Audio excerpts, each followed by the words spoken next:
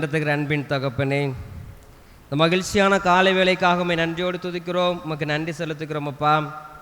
கடந்த நாட்கள் முழுவதும் எங்களை கண்மணியை போல கருத்தாய் பாதுகாத்து வழிநடத்தி வந்தீரே, உமக்கு நன்றி செலுத்துகிறோம். கடந்து வந்த பாதையில் எல்லாவற்றையும் நாங்கள் திரும்பி பார்க்கிறோம். எங்களுடைய வாழ்க்கையில் நீ செய்த நன்மைகள் ஏராளம் தகப்பனே. இந்த நாளில் உம்முடைய பாதப்படியிலே வந்து நிற்பது எங்களுடைய சுய பலத்தினால் அல்ல, நாங்கள் நிற்பதும் நிர்மூலமாகாமல் இருப்பதும் உம்முடைய கிருபை என்று சொல்லியிருக்கிறீரே. உம்முடைய கிருபையினால் இந்த நாளில் உம்முடைய பாதப்படி எங்களை அழைத்து வந்திருக்கிறீர். எங்களுக்கு நல்ல ஜீவன் சுகம் பலத்தை கொடுத்திருக்கிறீர். பரவி கொண்டிருக்கிற கொள்ளை நோய்கள் எங்களை அணுகாதபடி உம்முடைய தயவுள்ள கரம் எங்களை காத்து கொண்டதப்பா. இன்னும் எத்தனை விதமான ஆபத்துக்களிலிருந்தும் எத்தனை விதமான கொள்ளை நோய்களில் எங்களை பாதுகாத்து கொண்டதற்காக நன்றி செலுத்துகிறோம் ஐயா. அநேக நாட்கள் எங்களுடைய தேவைகளை நீர் அறிந்திருக்கிறீர். தேவையோடு இருக்கிற வேலைகள் தேவையில் எல்லாவற்றையும் நீர் கொடுத்து எங்களை ஆசீர்வதித்திருக்கிற ஐயா. இருதயத்திலே வேதனைப்பட்ட நாட்களிலும் எங்களுக்கு சமாதானத்தை கொடுத்து எங்களை மகிழ பண்ண செய்தீர். உமக்கு நன்றி செலுத்துகிறோம்.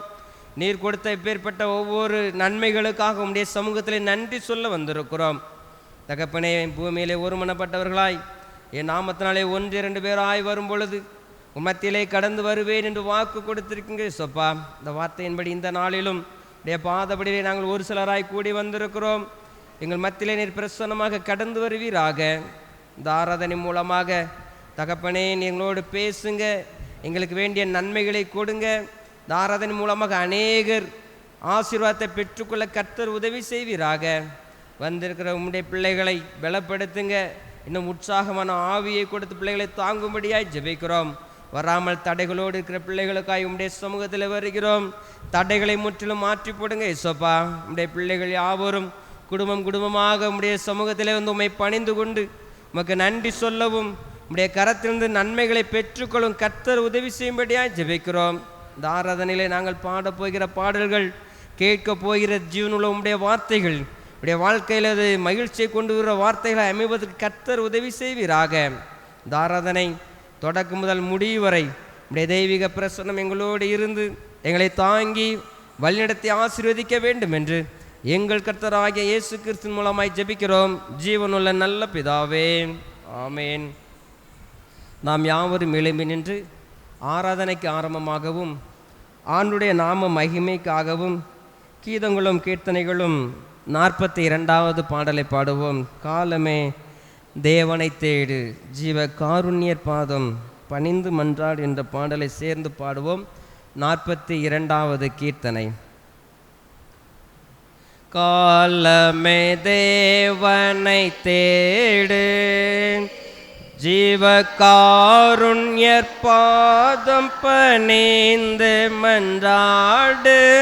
காலமே தேவனை தேடு, சீலமுடன் பாதம் பாடி கொண்டாடு. சீரானனி தீய ஜீவனை நாடு. காலமே தேவனை தேடு, மன்னோயிக்காய் மரித்தாரே. மனுமைந்தன நாமம் வைத்திருந்தாரே.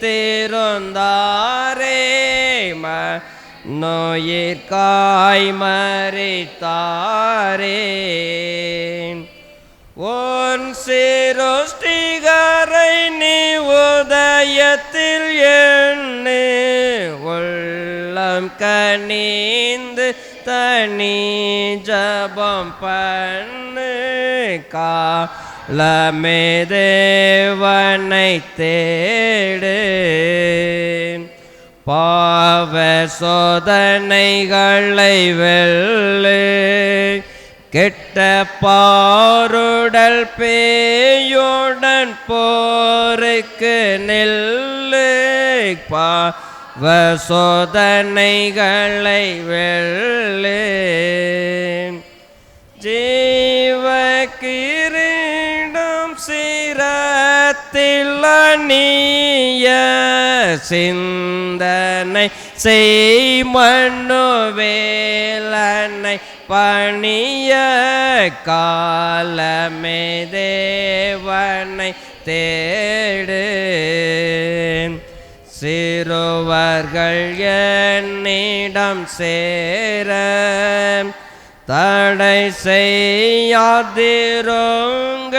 என்றார் மனதார. சிறுவர்கள் என்னிடம் சேர பரலோக செல்வம் அவர்க்கு பலிக்கும். பாக்கியமெல்லாம் பரந்து ஜொலிக்கும். காலமே தேவனை தேடு. வேலையோனக்கு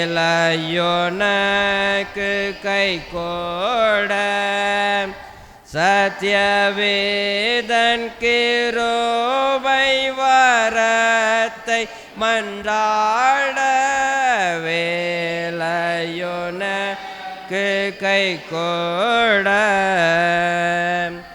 காலை தேடுவோர் என்னை கண்டடைவாரே. விழித்து ஜபம் செய்யும் என்றாரே. பனை தேடு. ஜீவகாருண்யர் பாதம் பணிந்து மதாடு. காலமே தேவனை தேடு. ஜபம் பண்ண கடவோம். சர்வ வல்லமையும் மிகுந்த இரக்கமும் உள்ள பிதாவே, தப்பி போன ஆடுகளைப் போல நாங்கள் முத வழிகளை விட்டு வளைந்து போனோம். எங்கள் இதயத்தின் யோசனைகளுக்கும் விருப்பங்களுக்கும் மிகவும் இணங்கி நடந்தோம். முத பரிசுத்த கற்பனைக்கு விரோதமாய் குற்றம் செய்தோம். செய்யத்தக்கவைகள் செய்யாமல் செய்யத்தகாதவைகளை செய்து வந்தோம். எங்களுக்கு சுகமே இல்லை. ஆனாலும் ஆண்டவரே தேவரீர் எங்கள் கர்த்தராகிய இயேசு கிறிஸ்துவின் மூலமாய் மனிதருக்கு அருளி செய்த வாக்கு தத்தங்களின்படியே நிற்பாய்க்கமுள்ள குற்றங்களாய் எங்களுக்கு இறங்கும். தப்பிதங்களை அறிக்கையிடுகிற எங்கள் மேல் பொறுமையாயிரும். பாவத்து நிமித்தம் துக்கப்படுகிற எங்களை சீர்படுத்தும். மிகவும் இரக்கமுள்ள பிதாவே, உடைய பரிசுத்த நாமத்துக்கு மகிமை உண்டாகும்படி நாங்கள் இனி தேவ பக்தியும் நீதியும் தெளிந்த புத்தி உள்ளவளாய் நடந்து வர இயேசு கிறிஸ்துவின் நிமித்தம் எங்களுக்கு கிருபை செய்துள்ளோம். ஆமீன். பரமண்டலங்களில் இருக்கிற எங்கள் பிதாவே, உடைய நாமம் பரிசுத்தப்படுவதாக, உடைய ராஜ்யம் வருவதாக, உடைய சித்தம் பரமண்டலத்தில் செய்யப்படுகிறது போல பூமியிலும் செய்யப்படுவதாக.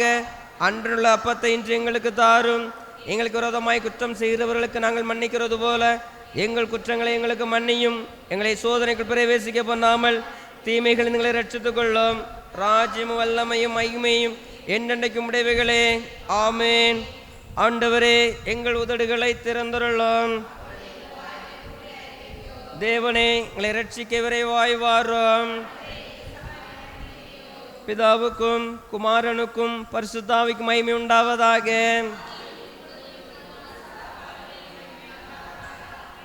கர்த்தரை துதியுங்கள். 95ஆம் சங்கீதத்தை யாவரும் சேர்ந்து பாடுவோம். கர்த்தரை கம்பீரமாய் பாடே நம்முடைய இரட்சணிய கண்மலையை சங்கீர்த்தனம் பண்ண கடவோ வாருங்கள். துதித்திருணி சந்நிதிக்கு முன்பாக வந்து சங்கீதங்களை ஆர்ப்பரித்து பாட கடவோம். கர்த்தரே மகா தேவனும் எல்லா தேவர்களுக்கும் மகாராஜனுமா இருக்கிறான். பூமியின் ஆழங்கள் கையில் இருக்கிறது. பர்வதங்களின் உயரங்களும் அவருடையவைகள். சமுத்திரம் அவருடையது. அவர் தேவண்டாக்கினார். வெட்டாந்தரையையும் அவருடைய கரம் ஒரு வாக்கேற்று நம்மை உண்டாக்கின கர்த்தருக்கு முன்பாக நாம் பணிந்து குனிந்து முழங்கால் படியிட கடவோ வாருங்கள். அவர் நம்முடைய தேவன், நாம் ஒரு மேய்ச்சலின் ஜனங்களும் அவர் கைக்குள்ளான ஆடுகளுமாமே.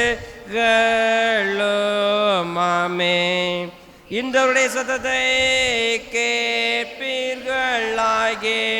வனாந்தரத்துக்கு மூட்டின போதும் சோதனை நாளில் நடந்தது போல உங்களில் கடினப்படுத்தாதேயுங்கள். அங்கே உங்கள் பிதாக்கள் என்னை சோதித்து என்னை பற்றி பார்த்து என் கிரியையோ கண்டார்கள். 40 வருஷமாய் சந்ததியை ரோசித்து என்னுடைய வழிகளை அறியாதவர்கள் என்றும் சொல்லி என்னுடைய இளைப்பார்கள் பிரவேசிப்பதில்லை என்று என்னுடைய கோபத்திலே ஏற்றேன். பிதாவுக்கும் குமாரனுக்கும் பரிசுத்த ஆவிக்கும்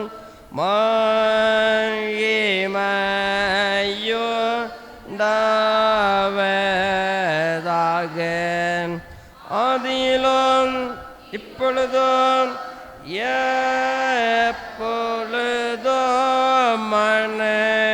சதா காலங்களிலும் மகிமையுண்டாவதாக. ஆமென். மாறி மாறி வாசிக்க முடியாது தெரிந்து கொள்ளப்பட்ட சங்கீதம் 105ஆம் சங்கீதம். முறையாக நாம் வாசிக்கும்படியாய் தெரிந்து கொள்ளப்பட்ட சங்கீதம் 105. கர்த்தரை துதித்து அவருடைய நாமத்தை பிரஸ்தாபமாக்குங்கள், அவருடைய செய்கைகளை ஜனங்களுக்குள்ளே பிரசித்தப்படுத்துங்கள்.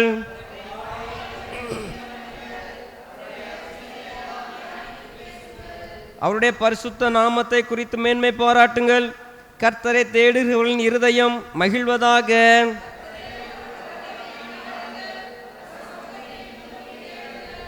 அவருடைய தாசனாகிய ஆபிரகாமின் சந்ததியே, அவரால் தெரிந்து கொள்ளப்பட்டவர்களாகிய யாக்கோவின் புத்திரரே,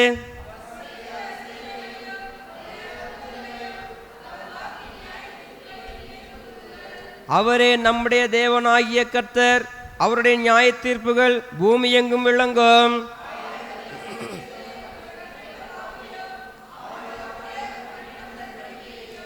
அவர் ஈசாக்குக்கு இட்ட ஆணையையும் என்றென்றைக்கும் நினைத்திருக்கிறார்.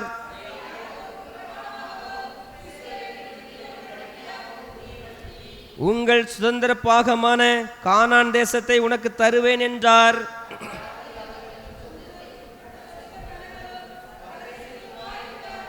அவர்கள் ஒரு ஜனத்தை விட்டு மறு ஜனத்தண்டைக்கும், ஒரு ராஜ்யத்தை விட்டு மறு தேசத்தாரண்டைக்கும் போனார்கள்.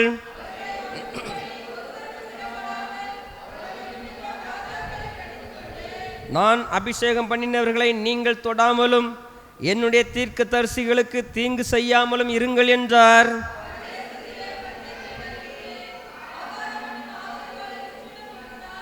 அவர்களுக்கு முன்னாலே ஒரு புருஷனை அனுப்பினார். யோசேப்பு சிறையாக விற்கப்பட்டான்.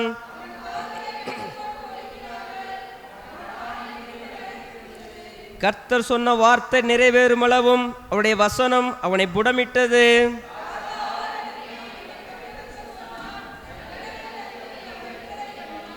தன் பிரபுக்களை அவன் மனதின்படி கட்டவும், தன் மூப்பர்களை ஞானிகளாக்கவும்,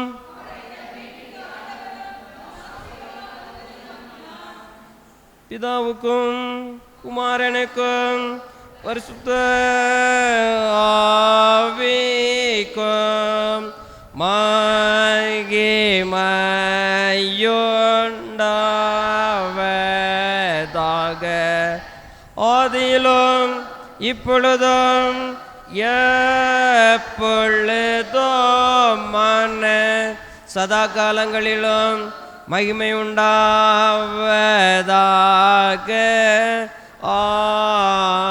ஆமென். உட்காருங்கள். வேத பாடங்கள் வாசிக்க கேட்போம். வாசிக்கும்படியாக குறிக்கப்பட்ட முதலாம் வேத பகுதி அப்போஸ்தலனாகிய பவுல் கொரிந்தியருக்கு எழுதின 2ஆம் நிருபம் 12ஆம் அதிகாரம் 1ஆம் வசனம் முதல் 10ஆம் வசனம் முடிய. 2 கொரிந்தியர் 12ஆம் அதிகாரம் 1ஆம் வசனம் முதல். மேன்மை பாராட்டுகிறது எனக்கு தகுதி அல்லவே, ஆகிலும் கர்த்தர் அருளிய தரிசனங்களையும் வெளிப்படுத்தல்களையும் சொல்லுகிறேன். கிறிஸ்துவுக்குள்ளான ஒரு மனுஷனை அறிவேன். அவன் 14 வருஷத்திற்கு முன்னே 3ஆம் வானம் வரைக்கும் எடுக்கப்பட்டான். அவன் சரீரத்தில் இருந்தானோ சரீரத்திற்கு புறம்பே இருந்தானோ அதை அறியேன், தேவன் அறிவார். அந்த மனுஷன் பரதேசிக்குள் எடுக்கப்பட்டு மனுஷர் பேசப்படாததும் வாக்குக்கு கட்டாததுமாகிய வார்த்தைகளை கேட்டான் என்று அறிந்திருக்கிறேன். அவன் சரீரத்தில் இருந்தானோ சரீரத்திற்கு புறம்பே இருந்தானோ அதை அறியேன், தேவன் அறிவார். இப்படிப்பட்டவைகளை குறித்து மேன்மை பாராட்டுவேன். ஆனாலும் என்னை குறித்து என் பலவீனங்களிலே அன்றி வேறென்றிலும் மேன்மை பாராட்ட மாட்டேன். சத்தியமானதை நான் பேசுகிறேன். நான் மேன்மை பாராட்ட மனதாயிருந்தாலும் நான் புத்தியனன் அல்ல. ஆனாலும் ஒருவன் என்னிடத்தில் காண்கிறதற்கும் என்னாலே கேட்கிறதற்கும் மேலாக என்னை எண்ணாதபடிக்கு அப்படி செய்யாதிருப்பேன். அன்றியும் எனக்கு வெளிப்படுத்தப்பட்டவைகளுக்குரிய மேன்மை நிமித்தம் நான் என்னை உயர்த்தாதபடிக்கு என் மாம்சத்திலே ஒரு முள் கொடுக்கப்பட்டிருக்கிறது. என்னை நான் உயர்த்தாதபடிக்கு அது என்னை குட்டும் சாத்தானுடைய தூதனாய் இருக்கிறது. அது என்னை விட்டு நீங்கும்படிக்கு நான் 3 தரம் கர்த்தரிடத்தில் வேண்டிக் கொண்டேன். அதற்கு அவர், என் கிருபை உனக்கு போதும், பலவீனத்திலே என் பலம் பூரணமாய் விளங்கும் என்றார். ஆகையால் கிறிஸ்துவின் வல்லமை என்மேல் தங்கும்படி என் பலவீனங்களை குறித்து நான் மிகவும் சந்தோஷமாய் மேன்மை பாராட்டுவேன். அந்தபடி நான் பலவனமாயிருக்கும்போதே பலமுள்ளவனாயிருக்கிறேன். ஆகையால் கிறிஸ்துவின் நிமித்தம் எனக்கு வரும் பலவீனங்களிலும் நிந்தைகளிலும் நெருக்கங்களிலும் துன்பங்களிலும் இடுக்கண்களிலும் நான் பிரியப்படுகிறேன் என்பது வாசிக்கும்படியாக குறிக்கப்பட்ட முதலாம் வேத பகுதி வாசித்தாயிற்று. கொடுக்கப்பட்ட 2ஆம் வேத பாடம் மார்க்கு 3ஆம் அதிகாரம் 1ஆம் வசனம் முதல் 12ஆம் வசனம் வரை. மார்க்கு 3ஆம் அதிகாரம் 1ஆம் வசனம் முதல். மறுபடியும் அவர் ஜெப ஆலயத்தில் பிரவேசித்தார். அங்கே சூம்பின கையுடைய ஒரு மனுஷன் இருந்தான். அவர் ஓய்வு நாளில் அவனை சொஸ்தமாக்கினால் அவர் பேரில் குற்றஞ்சாட்டலாம் என்று அவர் பேரில் நோக்கமாயிருந்தார்கள். அப்பொழுது அவர் சூம்பின கையுடைய மனுஷனை நோக்கி, எழுந்து நடுவே நில் என்று சொல்லி அவர்களை பார்த்து, ஓய்வு நாட்களில் நன்மை செய்வதோ தீமை செய்வதோ ஜீவனை காப்பதோ அழிப்பதோ எது நியாயம் என்றார். அதற்கு அவர்கள் பேசாமல் இருந்தார்கள். அவர்களுடைய இருதய கடினத்தின் நிமித்தம் அவர் விசனப்பட்டு கோபத்துடனே சுற்றிலும் இருந்தவர்களை பார்த்து அந்த மனுஷனை நோக்கி, உன் கையை நீட்டு என்றார். அவன் நீட்டினான். அவன் கை மறுக்கையைப் போல சொஸ்தமாயிற்று. உடனே பரிசேயர் புறப்பட்டு போய் அவரை கொலை செய்யும்படி அவருக்கு விரோதமாய் ஏரோதியருடைய கூட ஆலோசனை பண்ணினார்கள். இயேசு தம்முடைய சீஷர்களோடே அவ்விடம் விட்டு கடலோரத்துக்கு போனார். கலிலேயாவிலும் யூதேயாவிலும் எருசலேமிலும் இதுமேயாவிலும் யோர்தானுக்கு அக்கறையில் இருந்த திரளான ஜனங்கள் வந்து அவருக்கு பின் சென்றார்கள். அல்லாமலும் தீரு சீதோன் பட்டணங்களில் திசைகளுமிருந்து திரளான ஜனங்கள் அவர் செய்த அற்புதங்களை குறித்து கேள்விப்பட்டு அவரிடத்தில் வந்தார்கள். அவர் அநேகரை சொஸ்தமாக்கினார். நோயாளிகள் எல்லோரும் அதை அறிந்து அவரை தொட வேண்டும் என்று அவரிடத்தில் நெருங்கி வந்தார்கள்.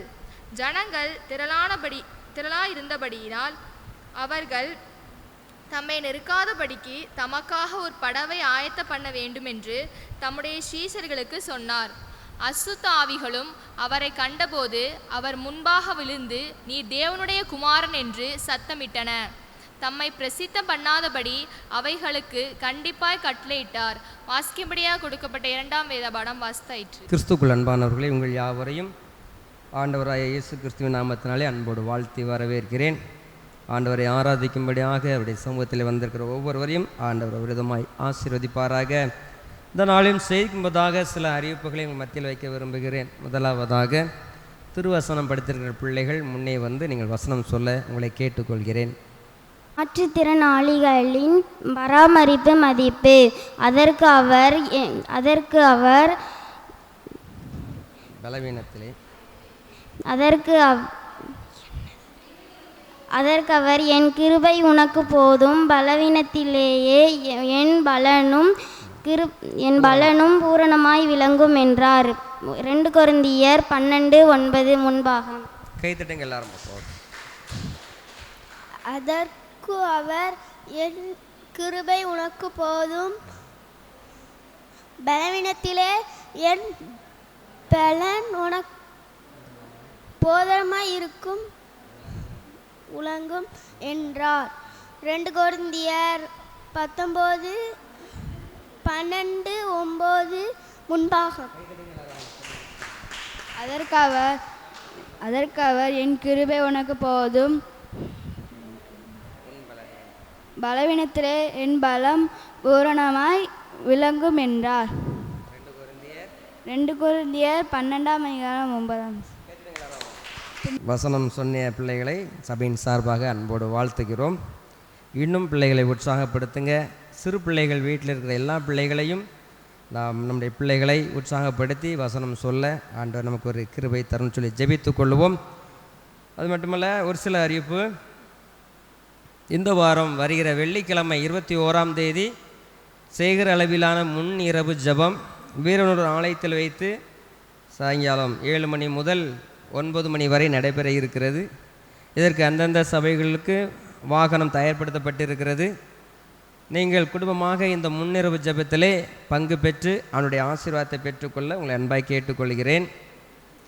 நம்முடைய நவம்பர் முடிய போகிறது, டிசம்பர் வரப்போகுது. இந்த நாட்களிலே நமக்கு கிறிஸ்மஸ் கொண்டாடுவதற்காக நம்மை ஆயத்தப்படுத்தி கொண்டிருக்கிறோம்.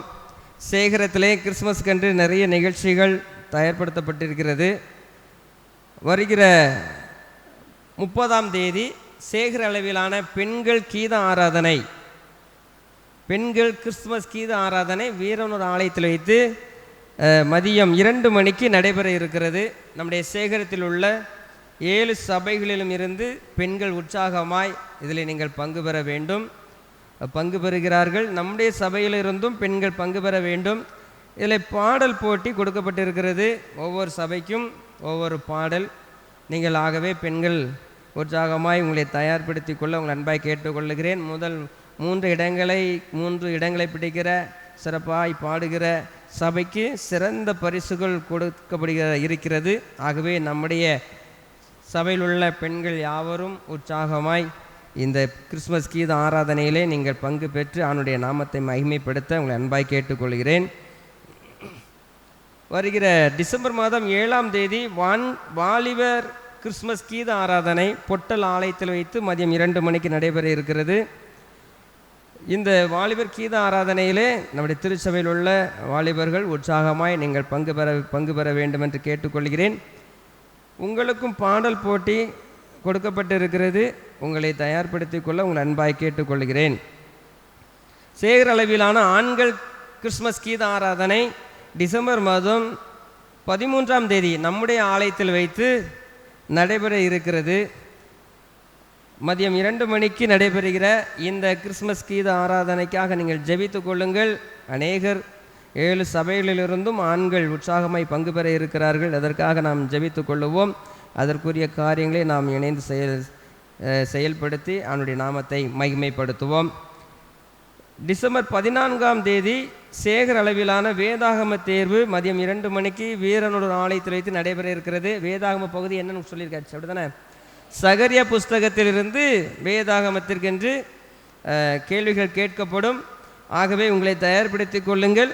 14ஆம் தேதி டிசம்பர் மாதம், அதாவது ஞாயிற்றுக்கிழமை மதியம் 2 மணிக்கு வேதாகம தேர்வு நடைபெறும். இதிலே நம்முடைய சபையிலிருந்து அநேகர் நீங்கள் பங்கு பெற வேண்டும் என்று கர்த்தருக்குள் விசுவாசிக்கிறேன். நீங்கள் பங்கு பெறுவீர்கள் என்று நான் நம்புகிறேன். அது மட்டுமல்ல, சேகர கூடார பண்டிகை கடந்த வருடத்திலே வேறொரு ஆலயத்தில் வைத்து கூடார பண்டிகை நடைபெற்றது. இந்த வருடமும் கூடார பண்டிகை வேறொரு ஆலயத்தில் வைத்து நடைபெறுகிறது. இது சேகர் அளவில் நடைபெறுகிற கூடார பண்டிகை அல்ல. சேகர் அளவில் நடைபெறுகிற கூடார பண்டிகை அல்ல. இது வேறொரு ஆலயத்திற்கென்று வேறொரு ஆலயத்தில் கூடார பண்டிகை நடத்துகிறார்கள். இந்த கூடார பண்டிகையிலே என்ன கொடுக்கப்பட்டிருக்கிறது என்றால், 7 சபைக்கும் வினாடி வினா போட்டி நடைபெற இருக்கிறது. நீதிமொழிகள் புத்தகத்திலிருந்து 7 சபைக்கு வினாடி வினா போட்டி நடைபெற இருக்கிறது. இதில் 3 இடங்கள் பிடிக்கிறவர்களுக்கு சிறப்பான பரிசு கொடுக்கப்படுகிறது. இந்த வேதாகம இந்த போட்டி, இந்த வினாடி வினா போட்டி தொலைக்காட்சியில் லைவாக ப்ரோக்ராம் பண்ண போகிறாங்க. ஒவ்வொரு சபைக்கும் மொத்தம் 2 பேர் தான். ஒரு சபைக்கு 2 பேர் தான் அந்த இடத்துல இருந்து பதில் சொல்ல வேண்டும். ஆகவே யாரெல்லாம் சொல்லணும்னு நான் பங்கு பெறணும்னு ஆசைப்படுகிறவங்க உங்களோட பெயரில் கொடுங்க. நான் 2 பேர். நீதிமொழிகளில் எத்தனை அதிகாரம் இருக்குது? 31 அதிகாரம் இருக்குது. ரொம்ப ஈஸியான பகுதி. இந்த பகுதியில் இருந்தால் கேள்வி கேட்பாங்க. நீங்கள் புரிஞ்சு படிச்சிங்கன்னா அது என்னது, ரொம்ப ஈஸியான பகுதி. இதில் இருந்தால் கேள்வி கேட்குறாங்க. ஆனால் 2 பேர், ஒரு சபைக்கு 2 பேர் தான் என்ன செய்யணும், அந்த சேரில் இருக்க முடியும். ஒவ்வொரு சபைக்குன்னு சேர் கொடுத்துருப்பாங்க, அதில் இருந்து கேள்விகள் கேட்பாங்க. நம்ம டிவியில் பார்த்துருக்கோம் தானே, குயிஸ் ப்ரோக்ராம் அப்படி தான் இருக்கும். ஆகவே யார் 2 பேர் பங்கு பெறுறீங்கன்னு சொல்லி நீங்கள் தயார் நிலையில் இருக்கிறவங்க பங்கு பெறுங்க. ஆண்டவர் நம்மை ஆசீர்வதிப்பார். இவ்வளவு தான் இந்த கிறிஸ்மஸ் காலத்திற்குரிய சேகராவில் நடைபெறுகிற நிகழ்ச்சிகளை நாம் கேள்விப்பட்டிருக்கிறோம், அறிந்திருக்கிறோம். இதற்காக நாம் என்ன செய்யணும், ஜெபிக்கணும். அது மட்டுமல்ல, பண்டிகை நாட்கள் நம்முடைய ஆலயத்திலும் என்ன செய்வோம், நம்ம நிகழ்ச்சிகளை நடத்துவோம். இதற்காக நம்முடைய பிள்ளைகளை தயார்படுத்தி கொள்ள வேண்டும். பெற்றோர்களும் சபையில் உள்ள அனைவருமே என்ன செய்யணும், இணைந்து அவனுடைய நாமத்தை நாம் மகிமைப்படுத்தணும். இந்த கிறிஸ்துமஸ் நாட்களிலும் நாம் ஆண்டவருக்கு சாட்சியாக என்ன செய்யணும், நம்முடைய திருச்சபையானது ஒரு சாட்சியுள்ள திருச்சபையாய் இருக்க வேண்டும். சுற்றி இருக்கிற பகுதிகளிலே நம்முடைய திருச்சபையானது ஒரு சாட்சியுள்ள சபையாய் இருக்க வேண்டும். ஐக்கியத்திலே சாட்சியுள்ளவர்களாய், சமாதானத்திலே சாட்சியுள்ளவர்களாய், இணைந்து செயலாற்றுவதில் சாட்சியுள்ள திருச்சபையாய் நம்முடைய திருச்சபை விளங்க வேண்டும். இதற்காக ஜெபித்து கொள்ளுங்க. திருச்சபையின் பிள்ளைகள் ஒருவருக்கொருவர் இணைந்த எல்லா காரியங்களையும், ஆலய காரியங்களே நாம் செயல்பட்டு அவனுடைய நாமத்தை மகிமைப்படுத்துவோம். ஆண்டு நம் ஒவ்வொருவரையும் ஆசீர்வதிப்பார். இன்னொரு சின்ன அறிவிப்பு, நம்முடைய ஆலயத்திற்கென்று கிறிஸ்மஸ்க்காக நாம் என்ன செஞ்சுருக்கிறோம், வரி பணம் சொல்லியாச்சு. அந்த வரி பணத்தை நீங்கள் என்ன செய்யணும், வாரம் கொஞ்சம் கொஞ்சமாக கொடுங்க. டிசம்பர் மாதம் 2வது வாரத்திற்குள்ளாக நீங்கள் கொடுத்தீர்கள் என்றால் அநேக காரியங்களை செய்வதற்கு மிகவும் வசதியாக இருக்கும். எவ்வளோ ரூபான்னு சொல்லி உங்களுக்கு தெரியும், அப்படி தானே? நம்ம எவ்வளோ வரி பணம் வச்சுருக்குன்ட்டு உங்களுக்கு தெரியும். தெரியலாம், கடைசி 6வது முடிஞ்சோன்னா கேட்டுக்கிடுங்க. ஆகவே உங்களுடைய வரி பணங்களை உற்சாகமாய் ஆண்டவருக்கென்று என்ன செய்யணும், நாம் உற்சாகமாய் கொடுப்போம். ஆண்டவர் நம்மை ஆசீர்வதிப்பார். நம்முடைய ஆலயத்தில் வைத்து சேகர அளவிலான உபவாச கொடுகை மிகவும் சிறப்பாக நடைபெற்றுன்னு சொல்லி வீரநூல் நினைச்சாங்க. அங்கே நமக்கு ஒரு சர்டிஃபிகேட் கொடுத்துட்டாங்க. ரொம்ப நேர்த்தியாக இருந்துச்சு, நல்லா இருந்தது. நாங்கள் எல்லா அரேஞ்ச்மெண்ட்டு குறிப்பாக செய்தி, உணவு நல்லா இருந்துன்னு சொன்னாங்க. ரொம்ப பாராட்டினாங்க ஒரு சிலர். அது நம்முடைய காதுக்கு வந்தது, மகிழ்ச்சியாக இருந்தது. இது மட்டும் இல்லை, நல்லா இணைந்து சில காரியங்களை எல்லோரும் நல்லா செஞ்சுருக்கீங்க. இதற்காக அநேகர் உழைத்திருக்கிறீங்க, அநேகர் உற்சாகமாய் கொடுத்திருக்கிறீர்கள். ஆண்டவர் உங்கள் ஒவ்வொருவரையும் இன்னும் மேன்மேலே ஆசீர்வதித்து உங்களை உயர்த்துவாராக. இப்பொழுது ஒரு சிறு சாட்சியை நாம் கேட்க போகிறோம். சாட்சி பெறுவதாக நாம் செய்திக்குள்ளாக கடந்து செல்வோம். கர்த்தருக்கு சோஸ்திரம். ஏசப்பா வந்து நான் வந்து ஒரு ஹிந்து குடும்பத்தில் உள்ள பொண்ணு தான். ஆனால் ஏசப்பா என் வாழ்க்கையில் வந்து நிறைய அற்புதத்தை பண்ணாங்க. அதை நான் இப்போ சாட்சியாக சொல்ல போகிறேன். சின்ன பொண்ணுலேருந்து எனக்கு சின்ன வயசுலேருந்து எல்லாருமே பக்கத்தில் இருக்கவங்களும் சரி எல்லாருமே ஏசப்பா பற்றி நிறைய சொல்லி தந்தாங்க. அப்பத்துலேருந்தே ஏசப்பா தான் கடவுள், அவர் தான் எல்லாமே அப்படின்னு சொல்லிட்டு ஏசப்பாக்குள்ளே ஒரு ஏசப்பானா ரொம்ப பிடிக்க ஆரம்பிச்சிது எனக்கு. அப்போது ஃபஸ்ட்டு என் வாழ்க்கையில் எதனால் நான் ஏசப்பாவை ரொம்ப நம்ப ஆரம்பித்தேன் அப்படின்னா, நான் 5th ஸ்டாண்டர்ட் படிக்கும் போது எங்கள் அம்மாவுக்கு ரொம்ப உடம்பு சரியில்லாமல் இருந்துச்சு. அப்போது டாக்டர்ஸ்லாம் என்ன சொன்னாங்க அப்படின்னா, எங்களால் எதுவும் பண்ண முடியாது, கடவுள் கையில் தான் இருக்குது, நீங்கள் கடவுளை நல்லா தேடுங்க, கடவுள் நினச்சா காப்பாற்றலாம் அப்படின்னாங்க. நாங்கள் இப்போதைக்கு டேப்லெட் தரோம், அதை சாப்பிடுங்க அப்படின்னு மட்டும்தான் சொன்னாங்க. பெரிய பெரிய ஹாஸ்பிட்டல்லாம் கூப்பிட்டு போனோம், ஆப்ரேஷன் பண்ணாலும் சரி பண்ண முடியாது அப்படிங்கிற மாதிரி சொன்னாங்க. அப்போது என்னோடய டீச்சர் எல்லாருமே சொன்னது, உங்கள் அம்மாக்காக நீ ப்ரேயர் பண்ணு, உன்னோட ஜெபத்தை ஏசப்பா கேட்பாங்க, எவ்வளோ அற்புதத்தை ஏசப்பா பண்ணியிருக்காங்க, அதனால் உங்கள் அம்மாவுக்கும் சுகம் கொடுப்பாங்க அப்படின்னாங்க. எனக்கு பெருசாக ஜெபம் பண்ணுறது அப்படின்னா என்னன்னு தெரியாது. ஆனால் எங்கள் அம்மா கிட்டே நின்றுட்டு எங்கள் அம்மா எங்கே வலிக்கு ஹார்ட்டில் ஒரு ப்ராப்ளம் இருந்தது, எங்கே வலிக்குன்னு சொல்கிறாங்களோ அங்கே வந்து நான் சில்வை மட்டும் போட்டு, ஏசப்பா எங்கள் அம்மா எனக்கு வேணும், எங்கள் அம்மாவுக்கு நீங்கள் சுகத்தை கொடுங்க அப்படின்னு மட்டும்தான் நான் கேட்பேன். ஆனால் ஏசப்பா எங்கள் அம்மாவுக்கு சுகத்தை கொடுத்தாங்க. அது என்னென்னா ஆப்ரேஷன் எதுவுமே பண்ணல. கொஞ்ச நாள் கழித்து மறுபடியும் வயத்தில் ஒரு பிரச்சனை வந்துச்சு.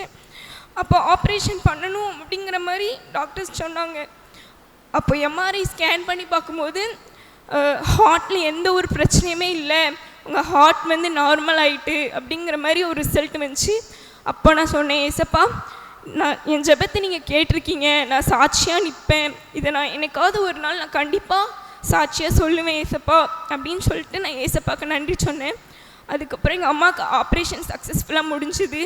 அப்படி இருந்தும் மறுபடியும் பிரச்சனை வந்துச்சு, இவங்க பிழைக்கவே மாட்டாங்க அப்படின்னு நிறைய பேர் சொன்னாங்க. ஆனால் எனக்கு நம்பிக்கை இருந்தது, ஏசப்பா அப்படி கைவிட்டுற மாட்டார் அப்படின்னு சொல்லிட்டு நான் அதுக்கப்புறமும் பண்ணது வந்து தொடர்ந்து ப்ரேயர் மட்டும்தான் பண்ணேன். அதுக்கப்புறம் எங்கள் அம்மா இப்போ ஆரோக்கியமாக இருக்காங்க, எங்கள் அம்மாவுக்கு அடுத்து எந்த பிரச்சனையுமே இல்லை, ஏசப்பா தான் எங்கள் அம்மாவுக்கு சுகத்தை கொடுத்தாங்க. அப்படியே போயிட்டுருக்கும்போது அம்மா நல்லா குணமாயிட்டாங்க. அதுக்கப்புறம் என்ன நடந்துச்சு அப்படின்னா, எங்கள் அப்பா கொஞ்ச நாள் கழித்து முடியாமல் போயிட்டு எங்கள் அப்பாவால் எந்த வேலையுமே செய்ய முடியல. ஒரு கட்டத்தில் ஒரு சாதாரண ஒரு வெயிட்டை கூட தூக்க முடியாத அளவுக்கு பலவீனம் வந்துச்சு. அப்போது நான் ஏசப்பா எங்கள் அப்பா இல்லாமல் எங்களால் எதுவுமே பண்ண முடியாது, எங்கள் அப்பா எனக்கு வேணும் ஏசப்பா, எங்கள் அப்பாவுக்கு நீங்கள் சுகத்தை தாங்க அப்படின்னு சொல்லி நான் அவ்வளோக்கே அழுது ப்ரேயர் பண்ணேன். இங்கே உள்ள எந்த ஹாஸ்பிட்டல்லையுமே அதுக்கான ட்ரீட்மெண்ட் இல்லை, நீங்கள் வந்து திருநெல்வேலி ஜிஹெச்க்கு தான் போகணும் அப்படிங்கிற மாதிரி சொன்னாங்க. அங்கே போய் பார்க்கும்போது இந்த மாதிரி உங்கள் லங்ஸில் வந்து டஸ்ட் அடைச்சிருக்கு, அதனால் நீங்கள் வந்து டேப்லெட் மூலமாக குணமாக்கிடலாம், ஆனால் நீங்கள் ஒரு 6 மாதம் சாப்பிட்ணுன்னாங்க. ஆனால் எனக்கு வந்து நம்பிக்கை இருந்தது, டேப்லெட்டாலலாம் குணமாகாது, ஏசப்பா இருக்காங்க, எங்கள் அப்பாவுக்கு சுகத்தை கொடுப்பாங்க அப்படிங்கிற ஒரு நம்பிக்கையில் நான் டெய்லி எங்கள் அப்பாவுக்காக ப்ரேயர் பண்ணுவேன், எங்கள் அப்பா எனக்கு வேணும் ஏசப்பா, எங்கள் அப்பாவுக்கு நீங்கள் சுகத்தை கொடுங்க அப்படின்னு. ஏசப்பா வந்து 6 மாதம் டாக்டர்ஸ்லாம் டேப்லெட் சாப்பிட சொன்னாங்க. ஆனால் எங்கள் அப்பா 6 மாதம்லாம் சாப்பிடல, கொஞ்ச நாள் சாப்பிட்டாங்க. அதுக்கப்புறமா அப்பா வந்து பழையபடி ஆரோக்கியம் எங்கள் அப்பாவுக்கு வந்தது. அப்போவும் நான் சொன்னேன், ஏசப்பா நான் இதையும் நான் சாட்சியாக சொல்லுவேன், நீங்கள் எங்கள் அப்பாவுக்கு சுகத்தை கொடுத்தீங்க, அதுக்காக நன்றி. பழைய உடம்பை எங்கள் அப்பாவுக்கு மறுபடியும் எங்கள் அப்பாவால் பழைய மாதிரி வேலை செய்ய முடிஞ்சிச்சு. இதெல்லாம் போயிட்டு இருக்கும்போது ஏசப்பா ஒரு நாள் எனக்கு வசனத்தின் மூலமாக பேசுகிறாங்க, உனக்கு ரெட்டிப்பான நன்மை தருவேன் அப்படின்னு சொல்லிட்டு. எனக்கு பைபிள் எப்படி ரீட் பண்ணணும் அந்த மாதிரி எதுவுமே தெரியாது, ஆனால் கொஞ்சம் கொஞ்சம் புரியும். அப்போது இந்த வசனம் வந்து எனக்கு நல்லாவே புரிஞ்சுது, உனக்கு ரெட்டிப்பான நன்மை இருக்குது அப்படின்னு சொல்லிட்டு. ஒன்று என்னென்னா, நான் நீட் எக்ஸாமுக்காக ப்ரிப்பேர் பண்ணிகிட்டு இருந்தேன். அப்போ எல்லாருமே எனக்கு கிண்டல் பண்ணாங்க, உன்னாலலாம் இங்கே டாக்டர் ஆக முடியும், உன்னாலலாம் டாக்டர் சீட் வாங்க முடியாது அப்படின்னு சொல்லிட்டு. ஃபஸ்ட்டு எனக்கு கொடுத்தது என்ன அப்படின்னா, உனக்கு நல்ல வீட்டை கட்டிடுவேன்னாங்க. அதே மாதிரி இப்போ நல்லபடியாக வீடு கட்டியாச்சு, கட்டி முடிச்சாச்சு. இன்னும் 2 வாரத்தில் அதுக்கும் பால் காய் வைப்போம். அதுக்கப்புறமா எனக்கும் நான் வந்து ஒவ்வொரு டைம் தோற்று போனேன், அடுத்து என்ன பண்ணணுன்னே தெரியல. நீட் எக்ஸாம் வந்து ஒரு 3 டைமாக நான் ட்ரை பண்ணேன். ஒவ்வொரு டைமும் தோற்று போய் நிற்கும்போது எனக்கு வந்து ஏசப்பா தான் ஃபுல் அண்ட் ஃபுல் சப்போர்ட்டிவாக இருந்தாங்க. என்னால் முடியும், நீ ட்ரை பண்ணுங்கிற மாதிரி எனக்குள்ளே ஒரு தூண்டுதல் இருந்துக்கிட்டே இருந்தது. அதே மாதிரி நான் ட்ரை பண்ணேன். ஃபைனலாக நான் இப்போது லாஸ்ட்டாக நீட் எக்ஸாம் எழுதினேன், எழுதினதில் நான் எழுதி முடிச்சுட்டு வரும்போது எனக்கு ஒரு கான்ஃபிடென்ட்டுமே இல்லை. அவ்வளோதான், நம்ம லைஃப் முடிஞ்சுது, நம்ம வீட்டில் தான் இருக்கணும், நம்மளுக்கு இந்த டைமும் ரிசல்ட் வராது அப்படின்னு நினச்சேன். ஆனால் ஏசப்பா என் வாழ்க்கையில் பெரிய அற்புதத்தை பண்ணாங்க. என்னென்னா, அந்த டைம் கொஷின் டஃப் தான், எனக்கு மட்டும் டஃப் இல்லை, எல்லாருக்குமே டஃப்பு. Cut off குறைஞ்சிது. நீலாம் எங்கே டாக்டராக அப்படின்னு நினச்சவங்க மத்தியில் ஏசப்பா வந்து எனக்கு டாக்டர் சீட் கொடுத்துருக்காங்க. நான் இப்போ சென்னை மெடிக்கல் காலேஜில் வந்து டாக்டர் படிச்சுட்ருக்கேன். இவ்வளோ அற்புதத்தை ஏசப்பா என் வாழ்க்கையில் பண்ணாங்க. சின்ன வயசுலேருந்து கேட்டது என்னென்னா, ஏசப்பா நான் சாட்சி சொல்லுவேன், அதை நான் எங்கள் ஒரு சர்ச்சில் தான் ஏசப்பா நான் சாட்சியாக சொல்லுவேன் அப்படின்னு நான் ஏசப்பா கிட்டே கேட்டேன். அதுபடி எனக்கு நடந்தது. அதுவும் இல்லாமல் நான் எக்ஸாம் எழுதி முடிச்சுட்டு ஒரு 6-7 மாதமாக ஒரு வெக்ஸில் வந்து நான் பைபிளோ ஜெபமோ எதுவுமே பண்ணலை. ஆனால் எனக்குள்ளே ஒரு கில்ட்டி ஃபீல்னஸ் இருக்கும். என்னென்னா, இப்படி நம்ம ஏசப்பாவை தேடாமல் இருக்கோமே, ஏசப்பா நம்ம வாழ்க்கையில் எவ்வளோ அற்புதத்தை பண்ணாங்க அப்படின்னு சொல்லிட்டு சடனாக நான் ஊருக்கு வந்தேன். அதுக்கப்புறம் நானே எதிர்பார்க்கல, மலரத்தை எங்கள் வீட்டுக்கு வந்து இந்த மாதிரி அவங்க சொல்கிறாங்க, ஏசப்பாவை தேடி, ஏசப்பா உன்னை வந்து நிறைய டைம் தேடி வந்திருக்காங்க, நீ ஏன் ஏசப்பாவை தேடாமல் இருக்க அப்படின்னு நான் சொன்னேன். இந்த மாதிரி எனக்கு எதுக்கு பைபிள் படிக்க தோண மாட்டேங்குன்னு தெரில, ப்ரேயர் பண்ண தோண மாட்டேங்கி, ஆனால் ஏசப்பா எனக்கு நிறைய பண்ணியிருக்காங்க அப்படின்னு சொல்லிட்டு நான் சொன்னேன். இனிமேல் அப்படி இருக்காத, நீ விலகி போனாலும் ஏசப்பா உன்னை விட்டு விலகி போக மாட்டாங்க, அவர் உன் மேலே பிரியமாக இருக்காரு, நீ ஏசப்பாவை தேடுன்னு சொன்னாங்க. அதுக்கப்புறம் நேற்று நைட்டே நான் உடனே பைபிள் எடுத்து படிக்க ஆரம்பித்தேன். இது வரைக்கும் ஏசப்பா என் வாழ்க்கையில் நிறைய அற்புதத்தை பண்ணாங்க, இனிமேலும் பண்ணுவாங்கங்கிற நம்பிக்கை எனக்கு இருக்குது. நான் ஏசப்பாவை நம்ம கைவிட மாட்டேன். அல்லேலூயா.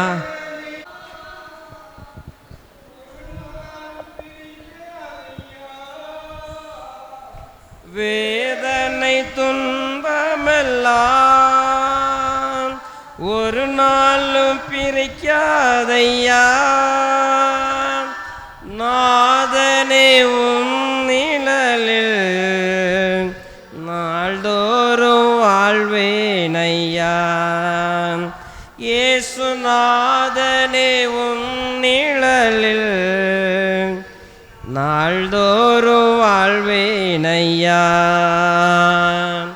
கோடி கோடி நன்றிடடி, கோடி கோடி நன்றிடடி, கோடி கோடி நன்றிடடி. நன்றி பலி நன்றி பலி, நல்லவரே உமக்குதான் அதிகாலை ஆனந்தமே, அப்பாவும் திருப்பாதமே. அதிகாலை ஆனந்தமே, அப்பாவும் திருப்பாதமே. கேட்டீரையா, ஜெயத்தை தந்தீரையா, ஜபத்தை கேட்டீரையா, ஜெயத்தை தந்தீரையா. பாவம் அணுகாமலே காத்து வந்தீரையா, பாவம் அணுகாமலே பாதுகாத்து வந்தீரையா. கோடி கோடி நன்றிடடி, கோடி கோடி நன்றிடடி, கோடி கோடி நன்றிடடி. நன்றி பலி நன்றி பலி, நல்லவரே உமக்குதான் அதிகாலை ஆனந்தமே, அப்பாவும் திருப்பாதமே. அதிகாலை ஆனந்தமே, என் அப்பாவும் திருப்பாதமே.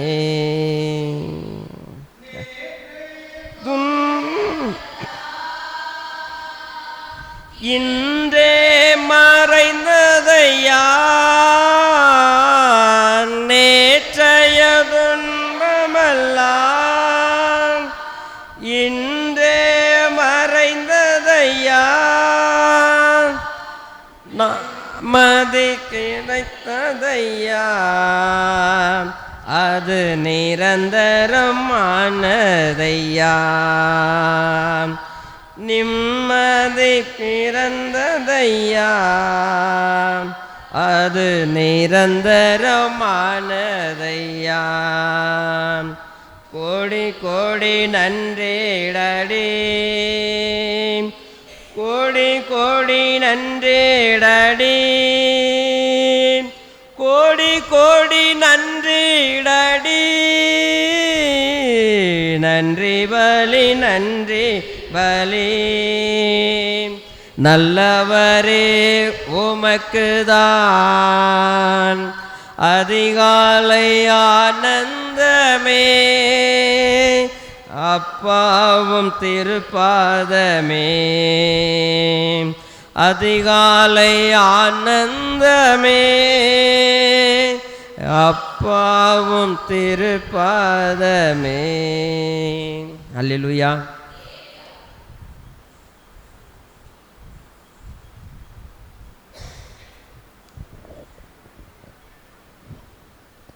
கர்த்தருக்கு சோஸ்திரம்.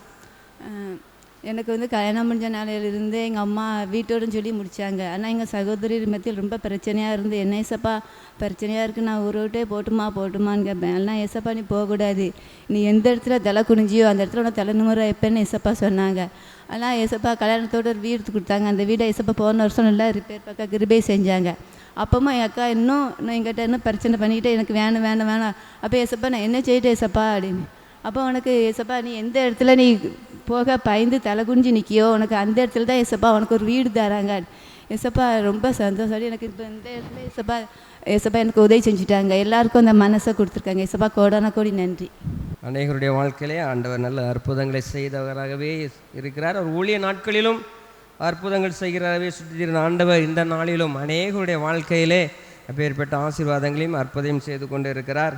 கூப்பிடுகிற யாராக இருந்தாலும் என்ன செய்வார் ஆண்டவர்? அவர் இந்த ஆள் அந்த ஆள் அப்படின்லாம் பார்க்குறதே கிடையாது. அப்படி தானே? உண்மையாய் தம்மை நோக்கி கூப்பிடுகிற யாவருக்கும் கர்த்தர் சமீபமாய் இருக்கிறார். கூப்பிடுகிற யாவருக்கும் அருகில் இருப்பவர், உண்மையாய் கூப்பிடும் குரல் தன்னை கேட்டு விடுதலை தருபவர். எந்த காரியத்திற்காக நாம் கதறுகிறோமோ அந்த காரியத்தினால நினைச்சுவார் விடுதலையை கொடுப்பார். நல்ல ஒரு சாட்சியை கேட்டோம். அவருடைய வாழ்க்கையில் ஆண்டவர் செய்த நன்மைகள் அதை மறக்கலை. அப்படி தானே? அதுதான் பாராட்ட வேண்டிய விஷயம். ஆண்டவர் செய்த நன்மையை அவங்க சின்னதுலேருந்தே பட்டதை எல்லாம் என்ன அற்புதங்கள்லாம் கிடைச்சது அதெல்லாம் நினச்சிங்க அழகாக வரிசையாக நல்லா அடிக்கிட்டு வந்தாங்க, மறக்கலை. இன்னும் ஆண்டவர் அநேக ஆசீர்வாதத்தை சகோதரிக்கு கொடுத்து குடும்பத்தை ஆசீர்வதிப்பார். அதுக்காக நாம் ஜெபித்து கொள்ளுவோம். ஆண்டவர் தாமே அவருடைய நாம மகிமைப்படுமையான காரியங்களே நம்முடைய திருச்சபையிலே இன்னும் அதிகமாய் செயல்படுத்தி ஆண்டவர் தாமே ஒவ்வொருவரையும் ஆசீர்வதிப்பாராக. இந்த நாளிலும் சற்று நேரம் சிந்திக்கும்படியாக நாம் தெரிந்து கொள்ளப்பட்ட தலைப்பு மாற்றுத்திறனாளிகள். அப்படித்தானே? மாற்றுத்திறனாளிகள் பராமரிப்பும் மதிப்பும். எடுத்தவர்கள் வாசிப்போம். 2 கொரிந்தியர் 12ஆம் அதிகாரம் 9ஆம் வசனத்தின் முதல் பகுதி.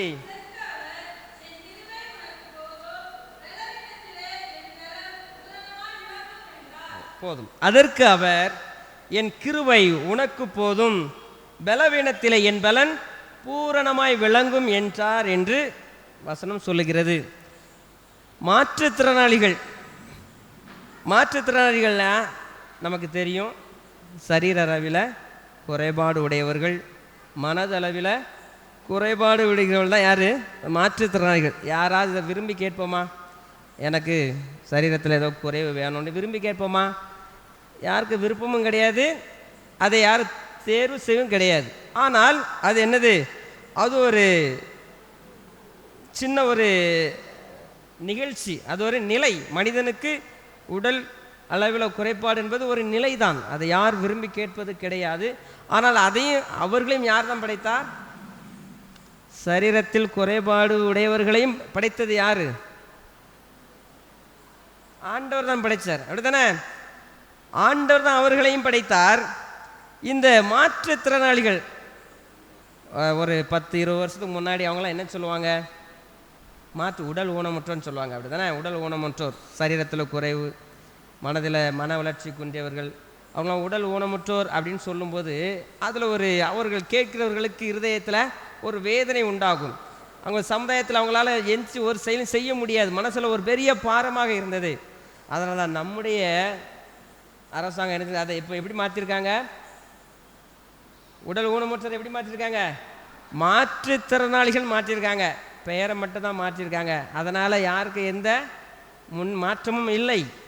ஆனால் இப்படி மாற்றுத்திறனாளிகள் சமுதாயத்தில் இருக்கிறாங்க. இவர்களை என்ன செய்யணுமா? நாம் பராமரிக்க வேண்டும், அவர்களுக்கு உரிய மதிப்பை நாம் கொடுக்க வேண்டும் என்று இந்த நாளிலே சிந்தனைக்காக நம்முடைய திருமண்டல் நமக்கு கொடுத்திருக்கிறது. இந்த மாற்றுத்திறனுடைய வாழ்க்கையில் ஒரு மாற்றம் வேணும். அதற்கு என்ன செய்யணும்? அவர்களாகவே செய்ய முடியாது, அவர்களுக்கு நாம் என்ன செய்யணும்? உதவி செய்யணும்.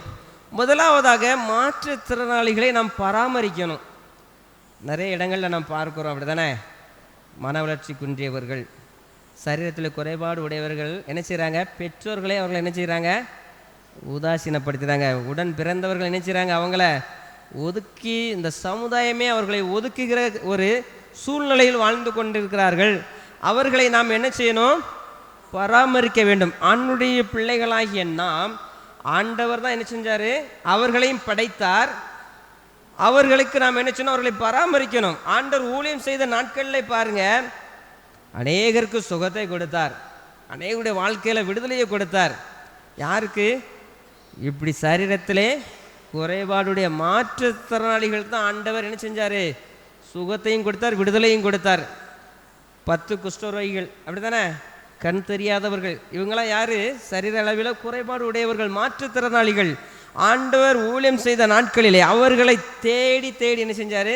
தேடி வருகிறவர்களுக்கும் விடுதலையை கொடுத்தார், தேடி சென்றும் விடுதலையை கொடுத்தார், நன்மையை செய்தார். அவருடைய பிள்ளைகளாகிய நாம் எப்படி இருக்கணும்? சரீரத்தில் குறைபாடு இருக்கிறவர்களுக்கு நாம் என்ன செய்யணும்? அவர்களை பராமரிக்கணும், அவங்களை உதாசீனப்படுத்தக்கூடாது, அவர்களை ஒதுக்கக்கூடாது. உடன் பிறந்தவர்களே ஒதுக்குகிற காலம், அப்படிதானே? உடன் பிறந்தவர்களே நாம் ஒதுக்குகிற ஒரு சூழ்நிலையில் வாழ்ந்து கொண்டு இருக்கிறோம். ஆனால் வசனம் சொல்கிறது அவர்களை நாம் என்ன செய்யக்கூடாது? ஒதுக்கக்கூடாது. அவர்களை நம்ம ஒரு பராமரிக்கணும், அவர்களை பாதுகாக்கணும் அப்படின்னு சொல்லி வேத வசனம் கற்றுத்தருகிறது. எப்படி பராமரிக்க வேண்டும்? வேதத்தில் ஒரே ஒரு மனிதனை பார்க்கலாம், அவன் ஒரு சரீர குறைபாடுடைய ஒரு மனிதனை பராமரித்ததை நாம் பார்க்கலாம். அதை பகுதி எடுத்துக்கொள்ள 2 சாமுவேலின் புஸ்தகம் 9ஆம் அதிகாரத்தை நாம் எடுத்துக்கொள்ள வேண்டும். வாசிக்காண்டாம். 2 சாமுவேல் 9ஆம் அதிகாரத்தை நாம் எடுத்துக்கொள்ளுவோம். இதில் பாருங்க, ஒரு அழகான ஒரு பகுதி கொடுக்கப்பட்டிருக்கிறது. யோனத்தான் நிமித்தம் தயவு பெறணும்னு சொல்லி தாவீது ராஜாவாக அவர் அபிஷேகம் பண்ணப்பட்ட பிறகு அவர் ராஜாவாக ஆளுகை செய்து கொண்டு இருக்கும்போது அவருடைய இருதயத்தில் ஒரு எண்ணம் தோன்றுகிறது. கடந்த நாட்களை பார்க்கும்போது ஒரு ராஜாவை இன்னொரு ராஜா அவர் போரிட்டு வெற்றி பெற்றால் அங்கே அவங்க என்ன செய்வாங்க? ராஜாவாக முடிசூட்டி கொள்வாங்க. அவங்க முடிசூட்டி கொண்ட உடனே என்ன செய்வாங்க தெரியுமா? பழைய ராஜா வம்சத்தில் யாரெல்லாம் இருக்காங்களோ அவங்களாம் என்ன செய்வாங்க? தேடி தேடி அவர்கள் இல்லாதபடி அவர்களை அழித்து போடுவார்கள். அந்த காலகட்டத்தில் தான் தாவீது என்ன செய்கிறாரு? ராஜாவாக அபிஷேகம் பண்ணப்பட்டு ராஜாவாக ஆளுகை செய்து கொண்டு இருக்கும் பொழுது சவுலுடைய மகனாகிய யோனத்தானும் தாவீதும் யாரு? நல்ல ஒரு நண்பர்கள், இணை பிரியாத ஒரு நண்பர்கள். தன்னுடைய தகப்பன் மூலமாக தாவீதுக்கு ஆபத்து வரும்போதெல்லாம் யார் காப்பாற்றி விடுவா? இந்த யோனத்தான். அந்த அளவுக்கு ஒரு உயிரோடு நண்பர்கள். அந்த யோனத்தானுக்கு நம்ம ஏதாவது செய்யணுமேன்னு சொல்லி அப்படியே தாவீது ராஜாவுடைய இருதயத்தில் ஒரு சிந்தனை வருகிறது. அதுக்கு முன்னாடி நம்ம பார்க்கும் பொழுது பெலிஸ்தரோடு சவுல் சண்டை நடந்து கொண்டு இருக்கும் பொழுது பெலிஸ்தர் என்ன செஞ்சாங்க? சவுலை ஈட்டி வச்சு என்ன செஞ்சாச்சு? ஒரு பெரிய காயம் சவுலுக்கு. அப்போ சவுல் சொல்லுகிறார், என்ன செய்யணும்? நான் அவனுடைய பெலிஸ்தருடைய கையில் நாம் என்ன செய்யக்கூடாது? சாகக்கூடாதுன்னு சொல்லி ஒரு ஈட்டியை என்ன செய்கிறாரு? நிலத்தில் ஊனி அதில் விழுந்து செத்து போயிறாரு. யோனத்தானும் போரிலே சாகடிக்கப்படுகிறான். அப்பொழுது பார்த்தோம் என்றால் யோனத்தானுக்கு 5 வயதில் ஒரு மகன். யோனத்தானுக்கு 5 வயதில் ஒரு மகன். அங்கே யோனத்தான் மரித்து போனான், சவுல் ராஜா மரித்து போனார்னு சொன்ன உடனே அந்த மகனை வளர்க்கிற தாதி, வளர்ப்பு தாயானவள் இவனையும் அவன் கொன்றுவிடுவான் என்று சொல்லி தூக்கி கொண்டு ஓடுறாங்க. ஓடும்போது என்ன நடக்குது? கீழே விழுந்துட்டாங்க. விழுந்ததில் அவருக்கு 2 காலுமே முடமாக போச்சு. 2 காலுமே முடமாக நடக்க முடியாத ஒரு மகனாய் மாற்றப்பட்டான். அவருடைய பெயர் மேவி போசேத், அப்படி தானே? மேவி போசேத், டக்குன்னு வாயில் வரல. மேவி போசேத். இப்பொழுது மேவி போசேத் அவன் வளர்ந்து கொண்டு இருக்கிறான். அவன் மாகீருங்கிற ஒரு மனிதனுடைய வீட்டிலே வாழ்ந்து கொண்டு இருக்கிறான். அப்பொழுது சவுலுடைய அரண்மனையில் வேலை பார்த்த சீபா தானே, சீபா வேலைக்காரனிடம் இந்த தாவீது ராஜா அவனை அழைத்து, இந்த யோனத்தானுக்கு ஏதாவது நான் நன்மை செய்யணும், அவனோட பிறந்ததில் அவனுடைய பிள்ளைகள் யாராவது இருந்தால் சொல்லுங்க, அவனுக்காக நான் ஏதாவது அவன் நன்மை செய்யணும்னு சொல்லி கேட்கும் பொழுதுதான் அவர் சொல்ல, யோனத்தானுக்கு ஒரு மகன் உண்டு, அவன் பேர் மேவி போசேத்து. 5 வயசுல அவன் கீழே விழுந்து கால் முடமாய் போன ஒரு மனிதன் மாகீருங்கிற வீட்டில் அவன் பராமரிக்கப்பட்டு வாழ்ந்து கொண்டே இருக்கிறான் அப்படின்னு சொல்லி தாவீதுராஜுக்கு அறிவிக்கப்படுகிறது. தாவீதுராஜ் என்ன செய்கிறாரு? போய் மேவி போசேத்தை அழைத்து வாருங்கள் அரண்மனைக்குன்னு சொல்லி அழைத்து வருகிறான். பாருங்க, 2 காலுமே நடக்க முடியாத ஒரு மாற்றுத்திறனாளி. இந்த தாவீதுராஜ் என்ன செய்கிறாரு? அவனை அழைத்து அவன் கரிசனை அவன் மேல ஒரு கரிசனை, யோனத்தானுக்கு நான் நன்மை செய்ய வேண்டும் என்று சொல்லி யோனத்தானுடைய மகனாகிய மேவி போசேத்தை என்ன செய்கிறாரு? தாவீது ராஜா அரண்மனைக்கு அழைத்து வர சொல்லுகிறார். அது மட்டுமல்ல, வந்த உடனே இவன் தினமும் என்ன செய்யணும்? என்னோடு பந்தியில் சாப்பிடணும். அந்த நாட்களிலே இப்படி குறைபாடு உடையவர்கள், சமுதாயத்தில் ஒதுக்கப்பட்டவர்கள், குடும்பத்திலிருந்தே ஒதுக்கி வைக்கப்பட்டவர்கள், அவங்க எந்த நல்ல காரியங்களும் என்ன செய்ய முடியாது, அவங்க கலந்து கொள்ள முடியாது. நல்ல காரியங்களை எதிலுமே கலந்து கொள்ளாதபடி ஒதுக்கப்பட்டவர்கள் தான் யார்? இந்த மாற்றுத்திறனாளிகள் கடந்த நாட்களிலே. அப்பேற்பட்ட சூழ்நிலையில தான் தாவீதுராஜா என்ன செய்கிறாரு? மேவி போசேத்தை அழைத்து, நீ என்னோட தினம் என்ன செய்யணும்? என்னோட தான் நீ சாப்பிடணும்னு சொல்லி அவனை உயர்த்துகிறார். அது மட்டுமல்ல, யோனத்தானுக்கு என்ன வயல் நிலங்கள் இருந்தது அதை பூராமே யாருக்கு கொடுக்குறார்? இந்த மேவி போசேத்துக்கு கொடுத்து, நீ என்ன செய்ய சந்தோஷமாயிருன்னு சொல்லி அவனை பராமரிக்கிறார். அன்பான அவனுடைய பிள்ளைகளே, பாருங்க, 2 காலும் நடக்க முடியாத இந்த மேவி போசேத்தை தாவீதுராஜ் என்ன செஞ்சாரு? வீட்டில் வந்து அழைத்து வந்து அவனை பராமரித்தான். இந்த வார்த்தையை கேட்கிற நாம் எப்படி இருக்கிறோம்? இந்த மாற்றுத்திறனாளிகளை பார்க்கும் பொழுது நமக்கு இதயத்தில் என்ன வேணும்? தாவீதுராஜா அவர் எப்படி மேவி போசேத்தை பராமரித்தாரோ அந்த எண்ணம் நமக்கு என்ன செய்யணும்? வரணும். அந்த எண்ணம் நமக்கு வரணும். ஆண்டுடைய வார்த்தையை கேட்டு அதன்படி நம்ம என்ன செய்யணும்? நடக்கணும். அவங்கள ஒதுக்கக்கூடாது.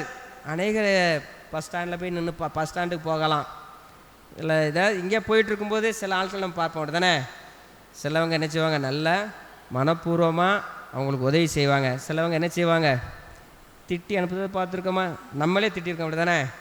இவருக்கு வேறு வேலையே கிடையாது, வேறு வேலையே இல்லை அப்படின்லாம் ஒதுக்குறோம். நான் அப்படி செய்யக்கூடாது. இந்த மாற்றுத்திறனாளிகளை நாம் என்ன செய்யணும்? பராமரிக்க. நம்மள ஒரு கரிசனை வேண்டும், அவர் மீது ஒரு அன்பு வேண்டும். ஆண்டவர் ஊழியம் செய்த நாட்களில் இப்படி மாற்றுத்திறனாளிகளை தான் என்ன செஞ்சார்? மாற்றுத்திறனாளிகளை தான் சுகத்தை கொடுத்தார். அற்புதங்கள் செய்தது அநேக இடங்களில் மாற்றுத்திறனாளிகளுக்கு தான். அப்படிப்பட்ட அந்த மாற்றுத்திறனாளிகளை நாம் என்ன செய்யணும்? பராமரிக்கணும். இந்த தாவீது ராஜா மேவி போசேத்தை வீட்டுக்கு அரண்மனைக்கு அழைத்து வந்து அவனை பராமரித்தான். அவனுக்கு வேண்டிய எல்லாவற்றையும் செய்தான். அப்படி உதவி நாம் என்ன செய்யணும்? செய்யணும். நம்மகிட்ட யாராவது வந்து உதவின்னு கேட்கும்போது என்ன செய்யணும்? அவங்களுக்கு மனம் கோணாமல் அவர்களுக்கு நாம் உதவி செய்ய வேண்டும். அதுதான் ஆண்டவர் நமக்கு கற்றுக் கொடுக்கிற ஒரு காரியம். 2வதாக பார்க்கும் பொழுது, யாரெல்லாம் ஆண்டவரை நோக்கி கூப்பிடுமோ அவங்களுக்கெல்லாம் என்ன ஆண்டவர் மறு உத்தரவு கொடுப்பார், அப்படி தானே. 2 பார்க்கும் பொழுது அவர்கள் ஆண்டவரிடம் அவர்களை சேர்க்க வேண்டும். 2 என்ன செய்யணும்? ஆண்டவரிடம் அந்த மாற்றுத்திறனாளிகளை என்ன செய்யணும்? அவங்கள அழைச்சிட்டு வரணும். பாருங்க, மார்க்கு எழுதின சுவிசேஷம் 3ஆம் அதிகாரம் 1 முதல் 6 வசனத்தை நம்ம பார்த்தோம். இதில் ஒரு சூமின கையை உடைய ஒரு மனிதன். சூமின கையுடைய மனிதன்னா யார்? அவர் எந்த கேட்டகரியில் வர்றாரு? அவர் ஒரு மாற்றுத்திறனாளி, அப்படி தானே. அவர் கை சரியில்லாத ஒரு மனிதன். இந்த மனிதன் எங்கே இருந்தார்? ஜெப ஆலயத்தில் இருந்தார். ஒரு வேளை அவர் சுகம் கிடைக்கணும்னு சொல்லி பெற்றோர் கொண்டு வச்சிருக்கலாம், இல்லைனா வர்றவங்ககிட்ட காணிக்கை ஏதாவது வாங்கலான்னு சொல்லி வந்திருக்கலாம். ஒருவேளை தொடர்ந்து வாஸ்து பார்த்தோம்னா அதில் பரிசேரை பற்றி கொடுக்கப்பட்டிருக்கிறது. பரிசேயர் ஓய்வு நாளில் ஆண்டவர் சுகத்தை கொடுத்து அவர் மீது குற்றம் சாட்டலான்னு சொல்லி அப்படி ஒரு எண்ணத்தை கூட நினைச்சிக்கலாம், உள்ளொண்டு வச்சிருக்கலாம் அப்படின்னு சொல்லி வசனம் போட்டிருக்கு பாருங்க. இப்போ பாருங்க, அந்த சூமின கையை உடைய மனிதனை ஒரு ஆள் அங்கே இருக்கிறாரு. ஓய்வு நாட்களில் நன்மை செய்வதோ தீமை செய்வதோ ஜீவனை காப்பதோ அழிப்பதோ எது நியாயம்னு சொல்லி அவர்கிட்ட கேட்குறாரு. அதுக்கு முன்னாடி அவருடைய இருதயத்தில் பரிசேயர் என்ன நினச்சிருப்பாங்க, ஓய்வு நாளில் இவர் நன்மை செய்கிறாரான்னு பார்ப்போம். ஏன்னா பழைய ஏற்பாட்டில் சொல்லப்பட்டிருக்கிறது, ஓய்வு நாளில் என்ன செய்யக்கூடாது, நம்ம ஓய்வு நாளில் நம்ம என்ன செய்யக்கூடாது சொல்லுங்களேன். ஓய்வு நாளில் நம்ம என்ன செய்யக்கூடாது, ஓய்வு நாளில் வேலை செய்யக்கூடாது. ஓய்வு நாளில் வேலை செய்யக்கூடாது.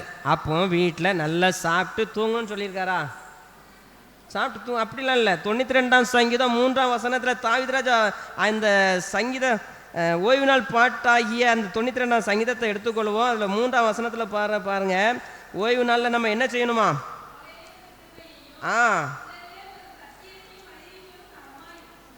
பாருங்க 92:3 காலையிலே உமது கிருபையும் இரவிலே சத்தியத்தையும் அறிவிப்பது நலமாயிருக்கும். ஓய்வு நாள் நினைச்சணும், சத்தியத்தை அறிவிக்கணும், சத்தியத்தை கேட்கணும். இதுக்கு தான் ஓய்வு நாள். ஓய்வு நாள்னு சொல்லிட்டாரு. இது ஓய்வு நாள்னு வேதத்தில் வருதுன்னு சொல்லிட்டு நம்ம நல்ல விதவிதமான சமையல் சமைச்சு சாப்பிட்டு பெட்டில் படுக்கிறது ஓய்வு நாள் அல்ல. ஓய்வு நாள்னா அவனுடைய ஆலயத்துக்கு வரணும், அவருடைய வார்த்தையை கேட்கணும், அவருடைய வார்த்தையை மற்றவர்களுக்கு அறிவிக்கணும். அந்த 92ஆம் சங்கீதத்தில் மேலே போட்டிருக்கு பாருங்க, ஓய்வு நாளின் பாட்டாகிய சங்கீதம். ஓய்வு நாள் பாடுகிற பாடல் தான் இது. உமது சத்தியத்தை அறிவிப்பது நலமாக இருக்கும். அதான் ஓய்வு நாள். அப்போ இந்த ஓய்வு நாளில் பார்க்குறாங்க பரிசேயர் இவர் மேல் குற்றம் சுமத்தலாம் என்று இருக்கிறாங்க. பழைய ஏற்பாட்டில் சொல்லுங்க, ஓய்வு நாளில் யாருமே என்ன செய்யக்கூடாது, வேலை செய்யக்கூடாது. ஆனால் ஓய்வு நாளில் யார் கையில் சின்ன காயம் வந்துச்சுன்னா பரிசேயர் என்ன நினைக்கிறாங்கன்னா, காயம் வந்ததுன்னா அந்த காயத்துக்கு காயத்தை என்ன செய்யலாம், சும்மா கழுவி எடுத்துலாம். அதை காயத்துக்கு கட்டு போட்டு மருந்து இது கட்டு போடக்கூடாதுன்னு சொல்லிக்கிற ஒரு கூட்டம். பாருங்க, அதாவது ஓய்வு நாளில் சொந்த வேலை செய்யக்கூடாது, சொந்த வேலையை செய்யக்கூடாது. அப்போ ஓய்வு நாள் எதுக்கு படைக்கப்பட்டிருக்கிறது? ஓய்வு நாள் எதுக்கு படைக்கப்பட்டிருக்கிறது? அவனுடைய வார்த்தையை கேட்பதற்கும் அறிவிப்பதற்கும் படைக்கப்பட்டிருக்கிறது. அப்படித்தானே? அப்போ இந்த ஓய்வு நாளில் பாருங்க, இந்த சூமினை கையை உடைய மனிதன் ஓய்வு நாள் ஜெப ஆலயத்தில் இருக்கிறான். அவனை யாராவது ஒரு ஆள் அழைச்சிட்டு வந்திருக்கலாம். அப்படித்தானே? இப்படிப்பட்டவங்களை நாம் என்ன செய்யணும், ஆண்டவருடைய சமூகத்தில் அழைச்சிட்டு வரணும். நிறைய பேர் ஆண்டவரை தேடி வந்திருக்கிறாங்க. சில பேர் ஆண்டவரை நினச்சிங்க கூப்பிட்டு வந்திருக்காங்க. இந்த 4 பேர் சேர்ந்து ஒரு திமிர்வாதக்காரனை ஆண்டுடைய சமூகத்தில் செஞ்சாங்க, அழைச்சிட்டு வந்தாங்க. அப்படித்தானே? இப்படி நாம் என்ன செய்யணும், ஆண்டுடைய சமூகத்தில் நம்ம என்ன செய்யணும், அழைச்சிட்டு வரணும். அழைச்சிட்டு எங்கேயோ மலைக்கு போயிடக்கூடாது, அழைச்சிட்டு எங்கேயோ கூடாரத்துக்கு போயிடக்கூடாது. அழைச்சிட்டு எங்கே வரணும், ஜெப ஆலயத்திற்கு வரணும். அப்படித்தானே? இந்த நாட்களில் நம்ம அநேகரை பார்க்கலாம், அநேகரை நாம் பார்க்கலாம். கிறிஸ்தவங்களில் ஆண்டுடைய பிள்ளைகளை அநேகரை பார்க்கலாம். அவங்ககிட்ட நம்ம நீங்கள் ஏதாவது ஒரு 5 நிமிஷம் நின்று பேசுங்க, என்ன சொல்லுவாங்க? 5 நிமிஷம். நானும் நிறைய பேர்கிட்ட பேசியிருக்கிறேன். 5 நிமிஷம் நீங்கள் பேசுங்க, புதுசாக யாராவது பேசுங்க. உடனே அவங்களுடைய வேறு நான் யாரையுமே சொல்லலை, நிறைய பேரை நான் பார்த்துருக்குறேன். உடனே அவங்க என்ன செய்வாங்க, எங்கள் ஆலயத்துக்கு வாங்கன்னு யாராவது சொல்லியிருக்கதை நீங்கள் கேட்டிருக்கீங்களா? பக்கத்து வீட்டில் ஒரு அக்கா இருக்காங்க, தெரியும், உங்களுக்கு தெரியும். தம்பி அங்கே போனால் அப்படி இருக்கும் அப்படிம்பாங்க. வீரூர் ஆலயத்துக்கு நம்ம போகணுன்னு ஒரு நாள் சொல்ல மாட்டாங்க. ஆனால் அவங்களுக்கும் சிஎஸ்ஐக்காரங்க தான். வீரூரில் சொல்லுதேன், நான் இருக்கிற வீட்டு பக்கத்தில் வீரூர் ஆளுக்க தான் சிஎஸ்ஐக்கு வரவங்க தான். அவங்களோட 5 நிமிஷம் பேசினாலும் என்ன சொல்லுவாங்க, என்ன தெரியுமா சொல்லுவாங்க, வியாழக்கிழமை நீங்கள் அங்கே வாங்க, எப்படி இருக்கும், அப்படி தான் இருக்கும் அப்படிங்காங்க.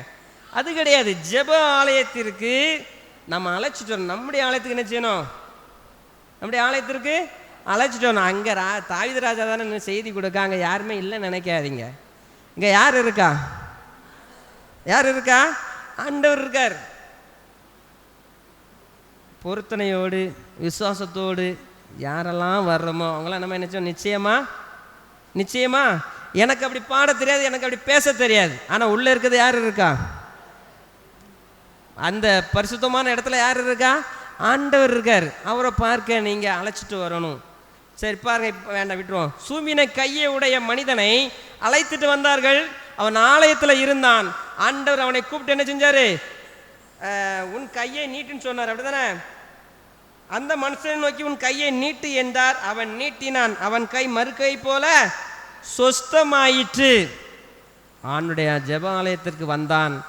ஆண்டவனுடைய கை என்ன செஞ்சாரு? மறுக்கை, நல்ல சிறு பிள்ளை போல கை என்ன செய்யார்? அழகான கையை கொடுத்தார். அந்த மாற்றுத்திறனாளிக்கு ஆண்டவர் என்ன செஞ்சார்? சுகத்தை கொடுத்தார்.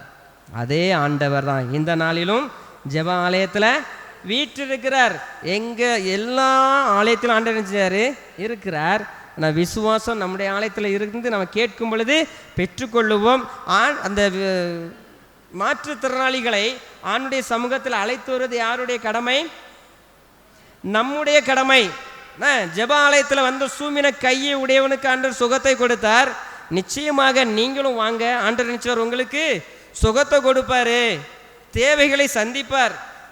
நாள்பட்ட வியாதியாக இருந்தாலும் சரி, மருத்துவரால் கைவிடப்பட்ட சுகவீனமாக இருந்தாலும் சரி, ஆணுடைய ஆலயத்திற்கு வரும்பொழுது என்ன நடக்கும்? சுகம் நிச்சயமாக கிடைக்கும். இந்த ஆலயத்தில் ஜெபித்து அநேகர் ஆசீர்வாதங்களை பெற்று கொண்டு இருக்காங்க. எடுத்துக்காட்ட நம்ம கண்ணு முன்னாடியே நிறைய இருக்கிறாங்க. சில நாட்கள்லாம் அவங்களே சொல்லியிருக்காங்க, நான் இந்த இடத்துல இருந்து கண்ணீர் விட்டு அழுதுருக்கேன் அப்படின்னாங்க. எவ்வளோ ஆசீர்வாதத்தை வாங்கியிருக்காங்க தெரியுமா? அப்பேற்பட்ட ஒரு வல்லமை உள்ள இடம். அப்போ ஜெப ஆலயத்துக்கு வரும்பொழுது அங்கே என்ன நடக்குது? விடுதலை கிடைக்கிது, நன்மை கிடைக்கிது. அப்போ இந்த மாற்றுத்திறனாளிகளை நாம் என்ன செய்யணும்? ஆண்டுடைய சமூகத்தில் அழைச்சிட்டு போகணும் கிடையாது. அழைச்சிட்டு போகணுமா, அழைச்சிட்டு வரணுமா? ஆணுடைய சமூகத்தில் அழைச்சிட்டு வரணும். அது நம்மேல் விழுந்த கடமை. முதலாவது நம்ம என்ன செய்யணும்? அவங்கள பராமரிக்கணும். மாற்றுத்திறனாளிகளை நம்ம எங்கே கண்டாலும் என்ன செய்யணும்? அவங்களுக்கு உதவி செய்யணும், அவங்கள ஒதுக்கக்கூடாது. இரண்டாவதாக மாற்றுத்திறனாளிகள் ஆணுடைய சமூகத்தில் அழைச்சிட்டு வரணும்.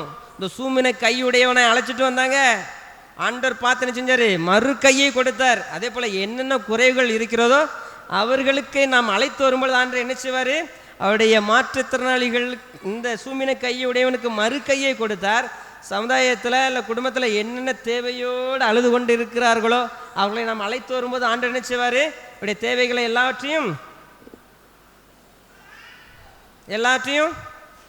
சந்திப்பார்.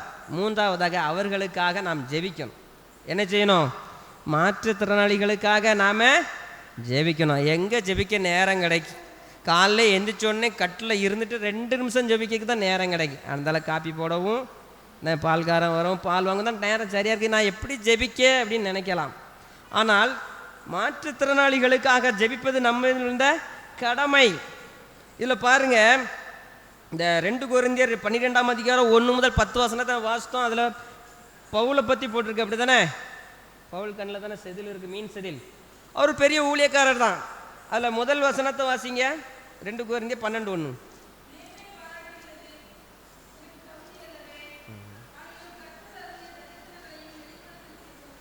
பாருங்க, கர்த்தர் அருளிய தரிசனங்களையும் வெளிப்படுத்துதலையும் சொல்லுகிறேன் அப்படின்னா அவர் அப்போ பாருங்க எவ்வளோ பெரிய தரிசனம் காண்கிற ஒரு மனிதன், எப்பேற்பட்ட ஆண்டவர் அவனை எடுத்து பயன்படுத்திக்கிற ஒரு ஊழியக்காரர். இந்த பவுல் அவருடைய கண்கள் என்ன இருக்குது?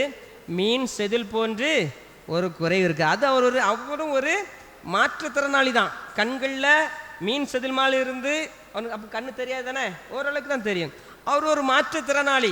ஆனால் பாருங்க, அவர் எப்பேற்பட்டவர் பாருங்க, தரிசனங்களை காண்கிறவர், தீர்க்கதரிசின்னு சொல்லலாம், அப்படிதானே? தீர்க்கதரிசி, தரிசனங்களை காண்கிறவர்.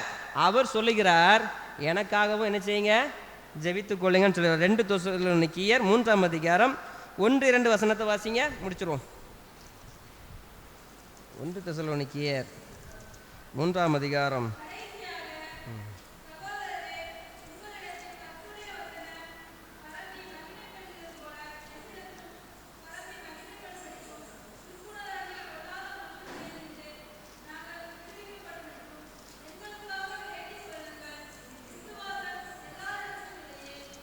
பாருங்க என்ன சொல்றாரு, எங்களுக்காக வேண்டிக் கொள்ளுங்கள். இந்த பவுல் கண்களில் என்ன இருக்குது, மீன் செதில் போன்ற ஒன்று இருக்கிறது, அப்படிதானே? அப்போ ஒரு மாற்றுத்திறனாளியாக இருந்திருக்கலாம். அவர் சொல்லுகிறார், அவர் யார், சாதாரண ஆள் கிடையாது, ஒரு தீர்க்கதரிசி, தரிசனங்களை காண்கிறவர், ஜனங்களுக்கு அறிவிக்கிறவர். அவர் சொல்கிறார் எங்களுக்காகவும் ஜெபம் பண்ணுங்க. இதே மாதிரி நீங்கள் பார்த்தீங்கன்னா 2 கொலோசியர் 4ஆம் அதிகாரம் 2ஆம் வசனத்தையும் 4ஆம் வசனத்தையும் பார்க்கலாம். இப்படி நம்ம என்ன செய்யணும், அதுலேயும் போட்டுருப்பாங்க எங்களுக்காக ஜெபம் பண்ணுங்க, எனக்காக ஜெபம் பண்ணுங்க. அப்போ மாற்றுத்திறனாளிகளுக்காக நாம் என்ன செய்யணும், ஜெபிக்கணும். மாற்றுத்திறனாளிகளுக்காக நாம் என்ன செய்யணும், ஜெபிக்கணும். முதலாவது மாற்றுத்திறனாளிகளை கண்டா நாம் என்ன செய்யணும், பராமரிக்கணும். 2வது அவர்களை ஆண்டவருடைய சமூகத்தில் அழைச்சிட்டு வரணும். 3வது அவர்களுக்காக ஜெபிக்கணும். எனக்கு, என் பிள்ளைக்கு, என் குடும்பத்துக்கு அப்படின்னு ஜெபிக்கிறோம் அநேக நாட்களில். அதில் ஒரு வார்த்தை என்ன வரணும், சமுதாயத்தில் மாற்றுத்திறனாளிகள் இருக்கிறவங்களுக்காக நம்ம என்ன செய்யணும், ஜெபிக்கணும். அப்படி ஜெபிக்கும் பொழுது ஆண்டவர் என்ன செய்வார், நம்முடைய ஜெபத்தை கேட்டு அவருடைய மாற்றுத்திறனுடைய வாழ்க்கையில் ஆண்டவர் என்ன செய்வார், ஒரு ஆசீர்வாதத்தை கொடுப்பார். யோபு தன் நண்பர்களுக்காக ஜெபித்தான், யோபு தன் சிநேகிதருக்காக ஜெபித்தான். யோபுடைய சிறையிருப்பு மாற்றப்பட்டது. மாற்றுத்திறனாளிகளுக்காக நாம் ஜெபிக்கும் பொழுது நம்முடைய சிறையிருப்பும் மாற்றப்படும், நம்முடைய தேவையும் சந்திக்கப்படும். அப்பேற்பட்ட ஆசீர்வாதத்தை நம்ம என்ன செய்யணும், பெற்றுக்கொள்ளணும். மாற்றுத்திறனாளிகளை பராமரிப்போம், அவருடைய ஆண்டுடைய சமூகத்தில் அழைத்து வருவோம், அவர்களுக்காக திறப்பிலிருந்து ஜெபிப்போம். ஜெபிக்கும் பொழுது ஆண்டவர் அவருடைய வாழ்க்கையிலையும் ஆண்டவர் நினைச்சுவார், அற்புதத்தை செய்வார். ஜெபிக்கிற நம்மளுடைய வாழ்க்கையில் ஆண்டவர் நினைச்சுவார், அற்புதத்தின் நன்மையான காரியம் செய்து நம்மை ஆசீர்வதிப்பார். தெய்வன் தாமே செய்தி ஆசீர்வதிப்பாராக. ஆமீன். கர்த்தருடைய வார்த்தையை கேட்ட நாம் யாவரும் எழும்பி நின்று நம்மையும் நம்முடைய காணிக்கையும் அவனுடைய சமூகத்திலே அர்ப்பணம் செய்வோம். 436வது பாடலை பாடும் பொழுது நம்மையும் நம்முடைய காணிக்கையும் அவனுடைய சமூகத்திலே நாம் அர்ப்பணம் செய்வோம். யாவரும் எழும்பி நின்று கீதங்களும் கீர்த்தனைகளும் 436வது பாடல்.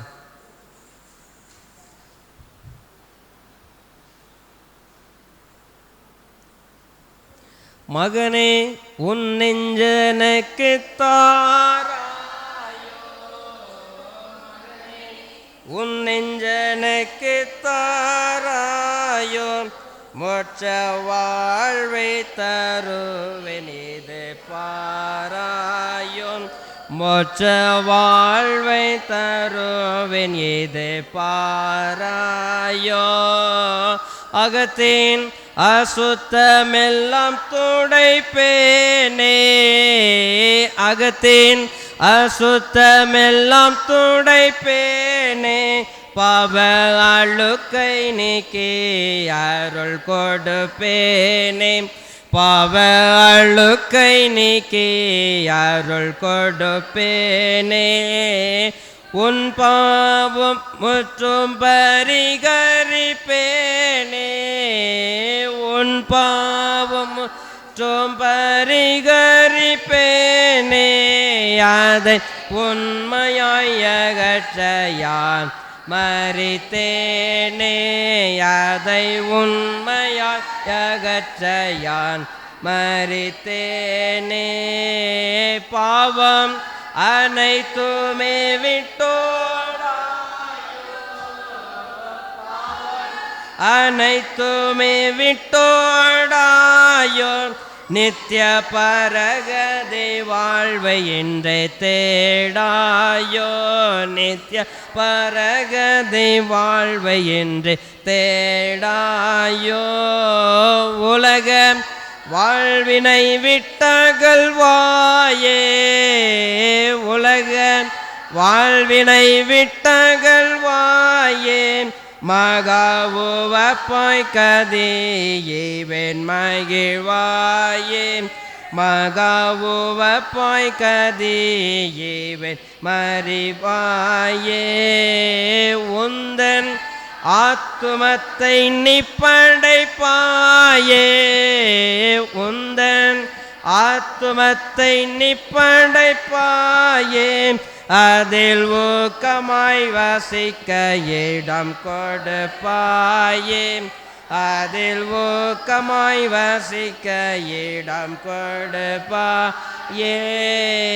மகனே உன் நெஞ்சனுக்கு தாராயோ, மகனே உன் நெஞ்சனுக்கு தாராயோன் மோட்ச வாழ்வை தருவேன் இது பாராயோ மோட்ச வாழ்வை தருவேன் இது பாராயோ. ஜெபம் பண்ண கடவோம். ஆண்டுடைய சமூகத்திலே நாம் கேட்ட வார்த்தைகளுக்காக நம்ம ஆண்டவருக்கு நன்றி சொல்லுவோம். ஆண்டுடைய சமூகத்திலே நாம் படைத்துக்கிறதான காணிக்கைக்காக ஆண்டவருக்கு நன்றி சொல்லுவோம். இந்த நாளிலும் ஆண்டவர் நம்மை அழைத்து வந்து அநேக காரியங்களை குறித்து நம்மோடு பேசினார். இந்த ஆராதனையின் ஆசீர்வாதத்தை எங்களுக்கு தாங்கன்னு சொல்லி நம்ம ஆண்டவரை நோக்கி பார்ப்போம். அவனுடைய சமூகத்திலே வந்து ஆண்டவர் தனக்கும் தன்னுடைய குடும்பத்துக்கும் செய்த நன்மைகளை உதவியை சாட்சியோடு ஏறெடுத்த மகளுக்காய் நம்ம ஆண்டவருக்கு நன்றி சொல்லுவோம். அந்த குடும்பத்தின் பிள்ளைகளுக்காய் கர்த்தரை நோக்கி பார்ப்போம். சாட்சி சொன்ன ஒவ்வொருவரையும் ஆண்டவர் ஆசீர்வதிக்கணும்னு சொல்லி இன்னும் மென்மேலான ஆசீர்வாதங்களை கொடுத்து சாட்சியுள்ளவர்களாய் கர்த்தரின் எடுத்து பயன்படுத்தணும்னு சொல்லி நாம் அவர்களுக்காக ஆண்டவரை நோக்கி பார்ப்போம். நம்முடைய தேவைகளுக்காக நம்ம ஆண்டவரை நோக்கி பார்ப்போம். விசேஷமாக கடந்த நாளிலும் சேகர அளவில் உபவாச கூட்டம் நடைபெற்றது. ஆண்டவர் நேர்த்தியாய் நடத்தி கொடுத்தார். இந்த உபவாச கூட்டத்திற்காக கொடுத்த உழைத்த ஜெபித்த ஒவ்வொருவர்களுக்காக நம்ம ஆண்டவரை நோக்கி பார்ப்போம். ஜெபம் செய்வோம். கிருபை நிறைந்த நல்ல ஆண்டவரே, உம்மை நன்றியோடு துதிக்கிறோம், நன்றி செலுத்துகிறோம் ஐயா. இந்த பரிசுத்தமான நாளிலும் உடைய பாதப்படியில் எங்களை அழைத்து வந்தீரே. எத்தனையோ பேருக்கு கிடைக்கக்கூடாத சிலாக்கியத்தை எங்களுக்கு கொடுத்திருக்கிறப்பா. உம்மை ஆராதிக்க, உம்மை தேடி உம்முடைய சமூகத்திலிருந்து காத்திருந்து உம்முடைய கரத்தின் நன்மைகளை பெற்றுக்கொள்ள எங்களுக்கு கிருபைகளை கொடுத்திருக்கிற ஐயா, உமக்கு நன்றி செலுத்துக்கிறோம் அப்பா. நீர் எங்களோடு பேசின அநேக வார்த்தைகளை குறித்து நாங்கள் அநேக காரியங்களை நாங்கள் தியானித்தோம் அப்பா. மாற்றுத்திறனாளிகளை பராமரிக்கணும், அவர்களை உம்முடைய சமூகத்தில் அழைத்து வர வேண்டும், அவர்களுக்காக ஜெபிக்க வேண்டும் என்று எங்களுக்கு கற்றுக் கொடுத்திருக்கீங்க இயேசுப்பா. இந்த சமுதாயத்திலே அநேக மாற்றுத்திறனாளிகள் இருப்பதை அறிந்திருக்கிறோம் தகப்பனே. அவர்களை அப்பா அவர்களை நீர் படைத்தீர் என்று நாங்கள் நம்புகிறோம் ஐயா. அவர்களுக்காக நாங்கள் ஜெபிக்கிறவர்களாயும், அவர்களை பார்க்கும்பொழுது அவர்களுக்கு உதவி செய்கிறவர்களாயும், அவர்களை உம்முடைய சமூகத்தில் அழைத்து வருகிறவர்களாயும் நாங்கள் காணப்பட கர்த்தர் உதவி செய்வீராக. சூமின கையை உடைய மனிதன் ஜெப ஆலயத்திற்கு வந்தான். கர்த்தர் அவனுடைய சுகவீனத்தை மாற்றி அவனுக்கு ஆசீர்வாதத்தை கொடுத்தீரப்பா. உடைய ஊழிய நாட்களிலும் அநேக மாற்றுத்திறனாளிகளுடைய வாழ்க்கையிலே அற்புதத்தை செய்து அவளை ஆசீர்வதித்திருங்க தகப்பனே. அதே போல் உம்முடைய சமூகத்திலே நாங்களும் இந்த சமுதாயத்தால் ஒதுக்கப்பட்ட, குடும்பத்தால் ஒதுக்கப்பட்ட ஒவ்வொரு மாற்றுத்திறனாளிகளையும் உடைய சமூகத்தில் அழைத்தவருடைய இருதயத்தை எங்கள் ஒவ்வொருக்கு நிறைவாய் கொடுக்கும்படியாக செபிக்கிறோம் அப்பா. அவளை நாங்கள் பார்க்கும் பொழுது நாங்கள் அவளை பராமரிக்க வேண்டும். எப்படி தாவீது ராஜா யோனத்தான் மகன் மேவிபோசத்தை தன்னுடைய அரண்மனையில் அழைத்து வந்து பராமரித்தானோ, அதே போல் நாங்களும் இந்த சமுதாயத்தில் இருக்கிற அந்த மாற்றுத்திறனாளிகளை பராமரிக்கக்கூடிய இருதயத்தை எங்கள் ஒவ்வொருக்கு நீர் நிறைவாய் கொடுக்க வேண்டும். உடைய சமூகத்திலே மன்றாடுகிறோம் ஐயா. அவர்களுக்காக ஒவ்வொரு நாளும் நாங்கள் திறப்பிலிருந்து ஜெபிக்க கர்த்தர் உதவி செய்வீராக. இந்த மாற்றுத்திறனுடைய வாழ்க்கையிலே தகப்பனே அவர்கள் நன்மைகளை பெற்றுக்கொள்வதற்கு, உடைய சமூகத்திலிருந்து உடைய கரத்தின் அவர்களை நன்மைகளை பெற்றுக்கொள்வதற்கு அவர்களுக்காக நாங்கள் ஒவ்வொரு நாளும் ஜெபிக்கக்கூடிய இருதயத்தை எங்கள் ஒவ்வொரு நிறைவாய் கொடுக்கும்படியாக ஜெபிக்கிறோம் ஐயா. இந்த சமுதாயத்தில் இருக்கிற ஒவ்வொரு மாற்றுத்திறனாளிகளையும் கர்த்தர் அவளை ஆசீர்வதிப்பீராக, நன்மைகளை கொடுப்பீராக. எப்படி சூம்பின கையை உடைய மனிதன் உடைய சமூகத்திலே வந்து சுகத்தை பெற்றுக்கொண்டானோ, அதே போல இந்த சமுதாயத்தில் இருக்கிற ஒவ்வொருவரும் உடைய சமூகத்தில் இந்த நன்மைகளை பெற்றுக்கொள்ள கர்த்தர் உதவி செய்வீராக. அவர்களை அழைத்து வருவதற்குரிய இருதயத்தை எங்களுக்கு நிறைவே கொடுக்கும்படியாக செபிக்கிறோம் ஐயா. இந்த நாளிலும் வந்திருக்கிற திருச்சபையின் பிள்ளைகளை கர்த்தர் ஆசீர்வதிங்க. என்னென்ன நோக்கத்தோடு உடைய சமூகத்திலே வந்திருக்கிறார்களோ அவருடைய நோக்கங்கள், அவருடைய வேண்டுதல்கள், விண்ணப்பங்கள், தேவைகள் எல்லாவற்றையும் கர்த்தர் சந்திப்பீராக. ஆலயத்தின் நன்மையினால் நிரப்பும்படியாக ஜெபிக்கிறோம் தகப்பனே. இந்த நாளில் உடைய சமூகத்திலே வந்து சாட்சி சொன்ன சகோதரிக்காய் உமக்கு நன்றி செலுத்துக்கிறோம் ஐயா. சிறு வயது முதல் அவர்களுடைய வாழ்க்கையில் நீ செய்த நன்மைகள் ஏராளம். அவர்களுடைய குடும்பத்தில் உள்ள ஒவ்வொரு மீது கொடுத்த நீர் பாராட்டின அன்பு மேலானது தகப்பனே. அநேக நாட்களிலே இக்கட்டான சூழ்நிலைகள் உடைய பிள்ளைகளுக்கு சரீரத்தில் பலத்தை கொடுத்தீர், சுகத்தை கொடுத்தீர், இருதயத்திலே சமாதானத்தை கொடுத்து ஆசீர்வதித்தீரப்பா. உடைய சமூகத்திலே சாட்சி சொன்ன மகளை கர்த்தர் ஆசீர்வதிங்க. உடைய மகள் தகப்பனே மீது வைத்த விசுவாசத்தை நீர் அறிந்திருக்கிறீர். இன்னும் விசுவாசத்தில் வளர்ந்து பெருக கர்த்தர் உதவி செய்வீராக. உடைய மகள் படிக்கிற படிப்பை கர்த்தர் ஆசீர்வதிங்க. இன்னும் மேலான நன்மைகளை உடைய மகளுக்கு நிறைவாய் கொடுப்பீராக. இரட்டிப்பான நன்மையை தருவேன் என்ற வேத வசனம் என்னுடைய இருதயத்தில் அது அப்படியே இருக்கிறது என்று சாட்சி சொன்னதை அறிந்திருக்கீங்க சோப்பா. உடைய பிள்ளையுடைய வாழ்க்கையில இரட்டிப்பான நன்மையை கொடுங்க. இன்னும் ஆசீர்வாதத்தை அளவில்லாமல் கொடுத்து மேன்மைப்படுத்துவீராக. உடைய மகளை ஒரு கருவிகளாக கர்த்தர் எடுத்து பயன்படுத்தும்படியாக செபிக்கிறோம். இன்னும் சாட்சி செய்த இன்னொரு மகளுக்காய் நமக்கு நன்றி செலுத்துகிறோம். அவருடைய வாழ்க்கையில் கர்த்தர் செய்த நன்மைகள் மேலானது. இன்னும் உடைய கிருபை, இன்னும் உடைய அன்பு உடைய பிள்ளையுடைய வாழ்க்கையிலும் மென்மேலும் இன்னும் நன்மைகளை செய்யும்படியாய் செபிக்கிறோம். அதே போல திருச்சபையின் பிள்ளைகள் ஒவ்வொருடைய வாழ்க்கையிலும் நீர் அப்பேற்பட்ட நன்மைகளை செய்து கொண்டு இருக்கிறீர், செய்கிறவராகவே இருக்கிறீர் என்று நாங்கள் விசுவாசிக்கிறோம் ஐயா. உடைய பிள்ளைகளும் உடைய கருத்திலிருந்து பெற்றுக்கொண்ட நன்மைகளை உடைய சமூகத்தில் சாட்சி சொல்ல கர்த்தர் உதவி செய்வீராக. வந்திருக்கிற திருச்சபையின் பிள்ளைகளை ஆசீர்வதிங்க தகப்பனே. அநேக எதிர்பார்ப்புகளோடும் அநேக தேவைகளோடும் உடைய சமூகத்தில் வந்திருப்பதை நீர் அறிந்திருக்கிறீர். தேவையோடு வந்திருக்கிற உடைய பிள்ளைகளுடைய வாழ்க்கையில தேவையை கர்த்தர் சந்திப்பீராக. ஆலயத்தின் நன்மையினால் நிரப்பும்படியாக ஜெபிக்கிறோம். எங்களுக்கு அநேக ஆசீர்வாதங்களை கொடுத்திருக்கிறீர். எங்களுக்கு கொடுத்த ஆசீர்வாதத்தின் ஒரு சில பகுதியில் உடைய சமூகத்திலே காணிக்கையாகப்படுத்திருக்கிறோம். இந்த காணிக்கை கர்த்தர் அங்கீகரித்து ஆசீர்வதிப்பீராக. காணிக்கைப்படுத்த ஒவ்வொரு கரங்களையும் கர்த்தர் திடப்படுத்துவீராக. இன்னும் மேலான நன்மைகளை வந்திருக்கிற ஒவ்வொரு நிறைவை கொடுக்கும்படியாக ஜெபிக்கிறோம். படிக்கிற பிள்ளைகளை ஆசீர்வதிங்க, சிறு பிள்ளைகளை ஆசீர்வதிங்க, வயது சென்ற முதியோர்களை ஆசீர்வதிப்பீராக.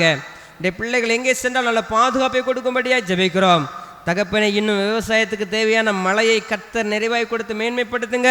இந்த மழை காலங்களிலே பரவி கொண்டிருக்கிற எந்தவித வியாதிகளும் உடைய பிள்ளைகளை அணுகாதபடி உடைய தயவுள்ளக்கரம் ஒவ்வொருவரையும் காத்து கொள்ளும்படியாக ஜெபிக்கிறோம். கடந்த நாட்களில் நடைபெற்ற உபவாச கூடுகையிலே தகப்பனே திருச்சபையின் பிள்ளைகள் அநேகர் உழைத்தார்கள், கொடுத்தார்கள். இதற்காக ஜெபித்த ஒவ்வொரு குடும்பத்தின் பிள்ளைகளும் கர்த்தர் ஆசீர்வதிப்பீராக. இந்த மேலான நன்மைகளை கொடுக்கும்படியாக ஜெபிக்கிறோம். மை தேடி வந்திருக்கிற உடைய பிள்ளைகள் எவருமே வெறுமையாய் திரும்பி போகாதபடி இந்த வாரத்துக்குரிய நன்மைகளையும் அழிவில்லாத ஆசீர்வாதங்களை பெற்றுக்கொண்ட பிள்ளைகளை கடந்து போக உதவி செய்வீராக. எங்களை முற்றிலும் தாழ்த்தி உடைய கரத்தில் கொடுத்து ஜெபிக்கிறோம். தேவனுடைய கிருபை வந்திருக்கிற ஒவ்வொருவரையும் சூழ்ந்து கொள்ளட்டும். மீதியான வேலை முழுவதும் நீர் பொறுப்படுத்தி கொண்டு வழிநடத்திட வேண்டும் என்று எங்கள் கர்த்தராகிய இயேசு கிறிஸ்து மூலமாய் ஜெபிக்கிறோம். ஜீவனுள்ள நல்ல பிதாவே, நம்முடைய கர்த்தராகிய இயேசு கிறிஸ்துனுடைய கிருபையும் தேவனுடைய அன்பும் பரிசுத்த ஆவியினுடைய ஐக்கியமும் நம் அனைவரும் கூட எப்போதைக்கும் இருப்பதாக. தேவ ஆசீர்வாதத்தோடே